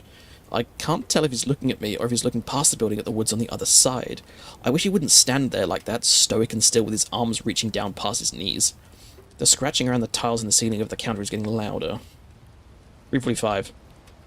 A man came into the store, rolling a large white ice chest with him. He had sunken blue eyes, wiry hair coming from his nose and ears, and long, bony fingers, and paper-thin skin revealing every blue and green vein beneath the translucent dermis. He wore a bowler cap and smelled like milk. I had definitely never seen him around here before. He asked if we would be interested in partnering up with him. He sold ground meat at a discount price, but I told him that our store doesn't do well with the fresh foods category, recommending he try his hand at making jerky. Before he left, he scooped about a pound or so of round meat from the ice chest onto a piece of parchment paper and gave it to me as a sample. Once he had left, I took the meat into the cooler, where I found another lawn gnome waiting for me. I put the gnome in the box with the other 7. 4. Carlos just told me something very strange about Kiefer. 4:30. There was a kid named Spencer Middleton who went to the same high school as me and Kiefer. Spencer was just a year ahead of me, but looked much older and acted much younger. I live in a small town, and small towns get bored. For entertainment, some turn to gossip, some turn to more sinister pastimes. The latter often fueled the former. There was rumours around town that Spencer liked to torture and kill animals. Rumour that Spencer's parents and siblings always locked their bedroom doors when they went to sleep at night. The rumours didn't slow down any after the fire at Spencer's house, where Spencer was the only one to escape unscathed. I once saw Spencer gleefully stomp on a lizard, throw his head back, and laugh. Some short time after his house caught fire for the second time, Spencer left town. The story went that he had gone off and joined the army. I didn't really know what to think about that, so I simply didn't think about it. I would have been perfectly happy to never think about that, but after all these years, I'm forced to, because Spencer Middleton just came into the store and bought a cup of coffee. He's sitting in one of the booths talking to Kiefer. Marlborough is back. He asked if I could spare him some time to talk about his fake religion. They hate when I call it a fake religion. I told him he had to leave. He seemed upset. Not the lizard. Lizard. 4:45. Spencer and Kiefer sat around for a while and didn't buy anything but 2 cups of coffee. When they finally left, I let Carlos know. He had been hiding under a blanket in the walk-in cooler, although I really can't understand why. Carlos explained to me exactly what happened.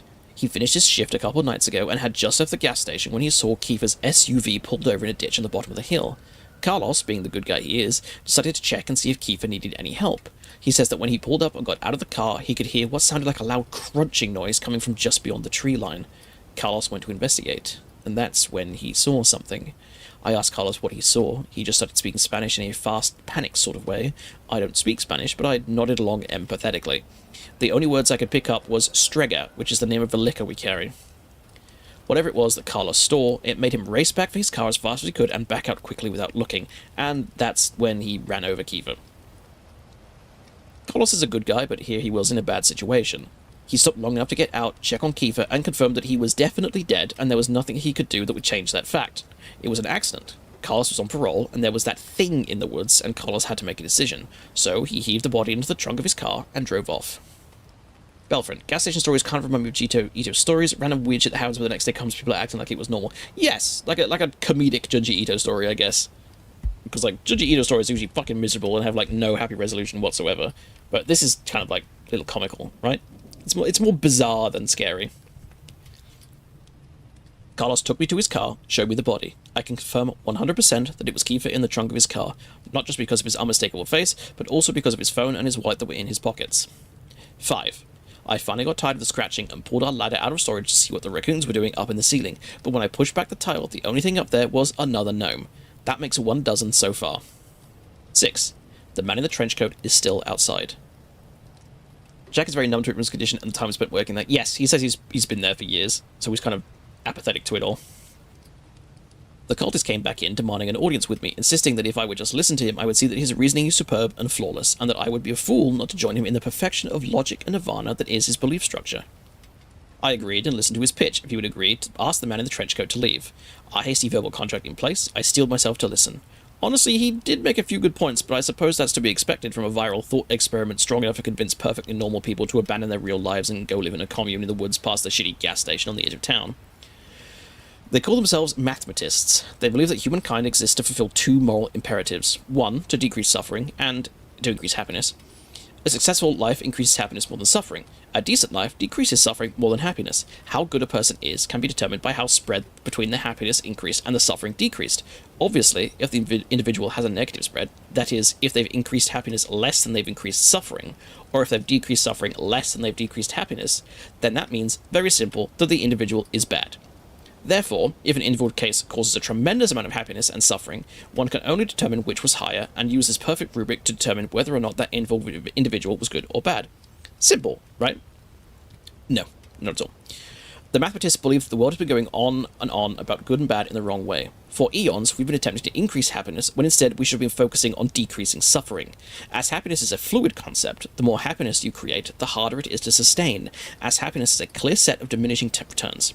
Suffering, however, is consistent. Suffering returns from happiness coming to an end. Suffering is pure and eternal. For a mathematist to be supremely good, they must simply end all suffering. That is why the mathematists are working on a bomb to destroy the entire planet. By ending all life on Earth, they end an infinity of suffering into the future. With every life they avert, an entire lineage of people that would be born into a life of suffering will no longer. Every death is a preemptive mercy killing. Every happy moment will no longer occur, pales in the face of all the sad moments that are likewise prevented.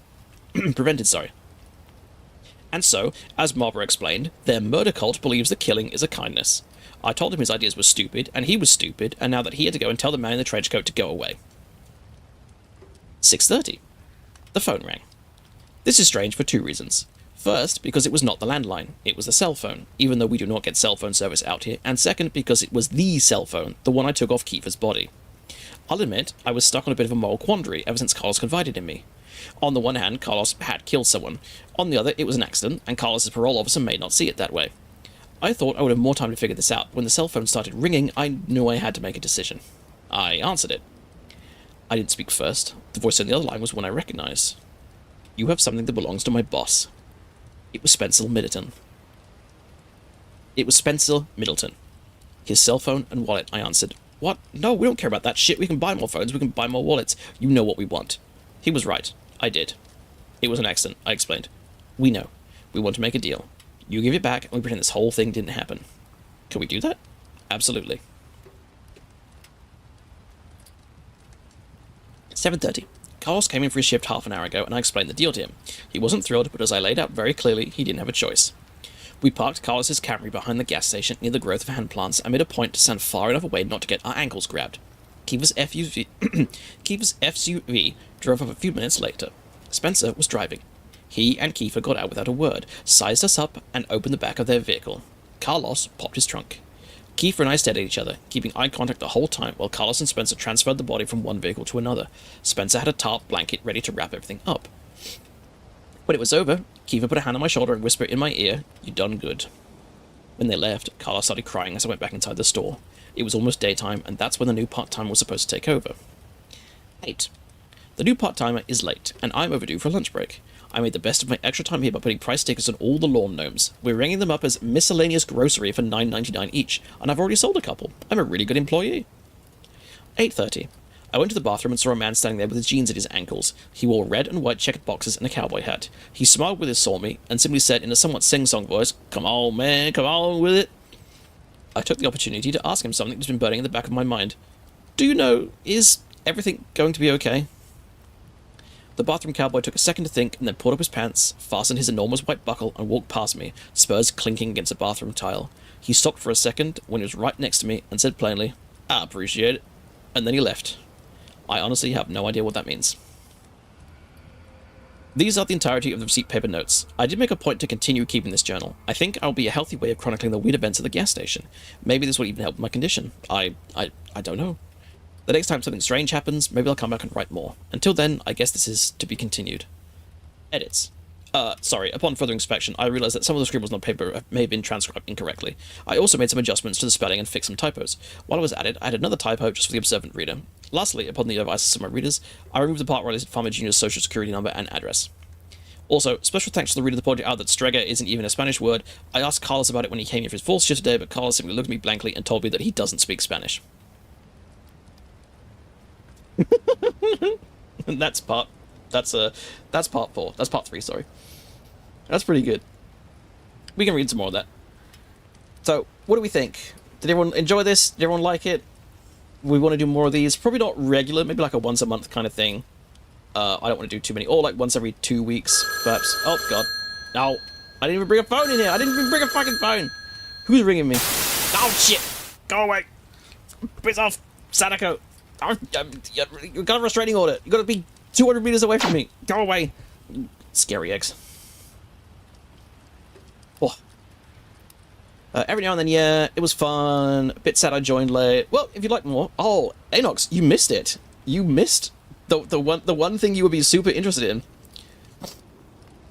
I read a unpublished episode from the podcast. One that I wrote.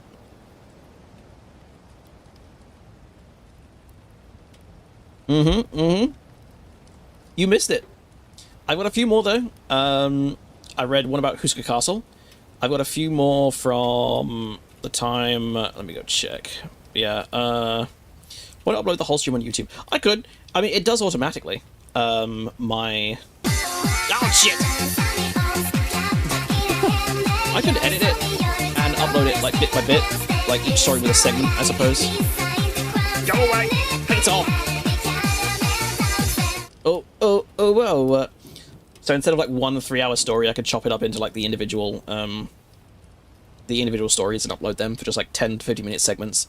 That would probably be a lot better than the 3 hours. That's Anox right now, realizing he missed it. Oh no! Don't kill my socials. But yeah, what do people feel about that? Uploading it for like 10, 50 minute segments. TF, DS community would love to see you read stuff. Well, I mean, if they like it, I'll put it on. I just don't know how we go about attributing and all that. I'll have to think about it. Anyway, if you liked it, you can always send me other links to read on the Discord, or on Twitter, or Blue Sky, or anything. And I think it's probably time we look for someone to raid. How about that? I don't know if there's anyone else reading Creepypastas, and especially not given that just chatting is a huge category. Oh no! Oh no! So let's see if there's anyone that we've raided before, perhaps, that might appreciate it. Oh, Heavenly Father is playing some Marathon. Who else? Synthwave is playing Legend of Zelda again. What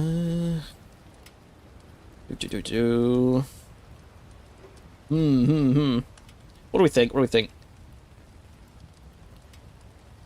do we want? What do we feel like?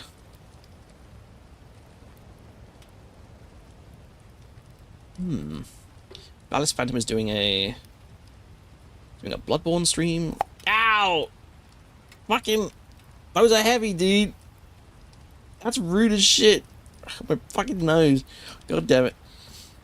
Ugh. God damn it. Why is it white? Because it's coconut milk.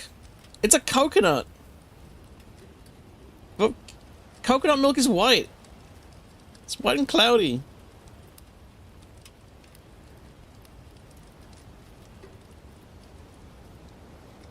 Oh god, I don't know.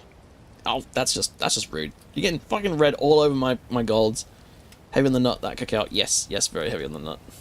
I'm trying to find someone who is smaller, but also maybe not like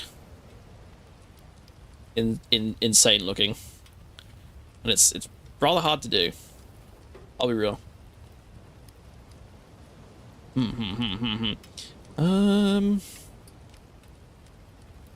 Got all these people, so many viewers.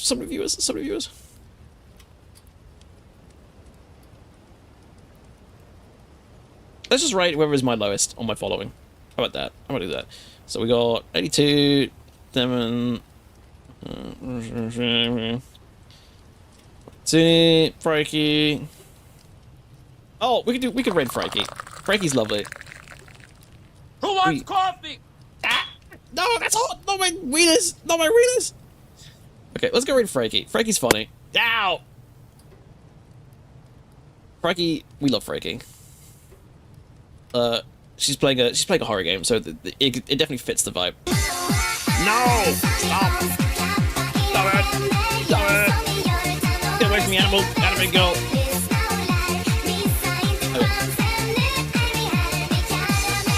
Oh my god. No. Okay. You'll love Frankie. Oh, Frankie is no. very funny. I watch her a lot. She's great. Alright, go say hello from me. What's up, everyone? Thanks for joining us. Take care, everyone. Goodbye.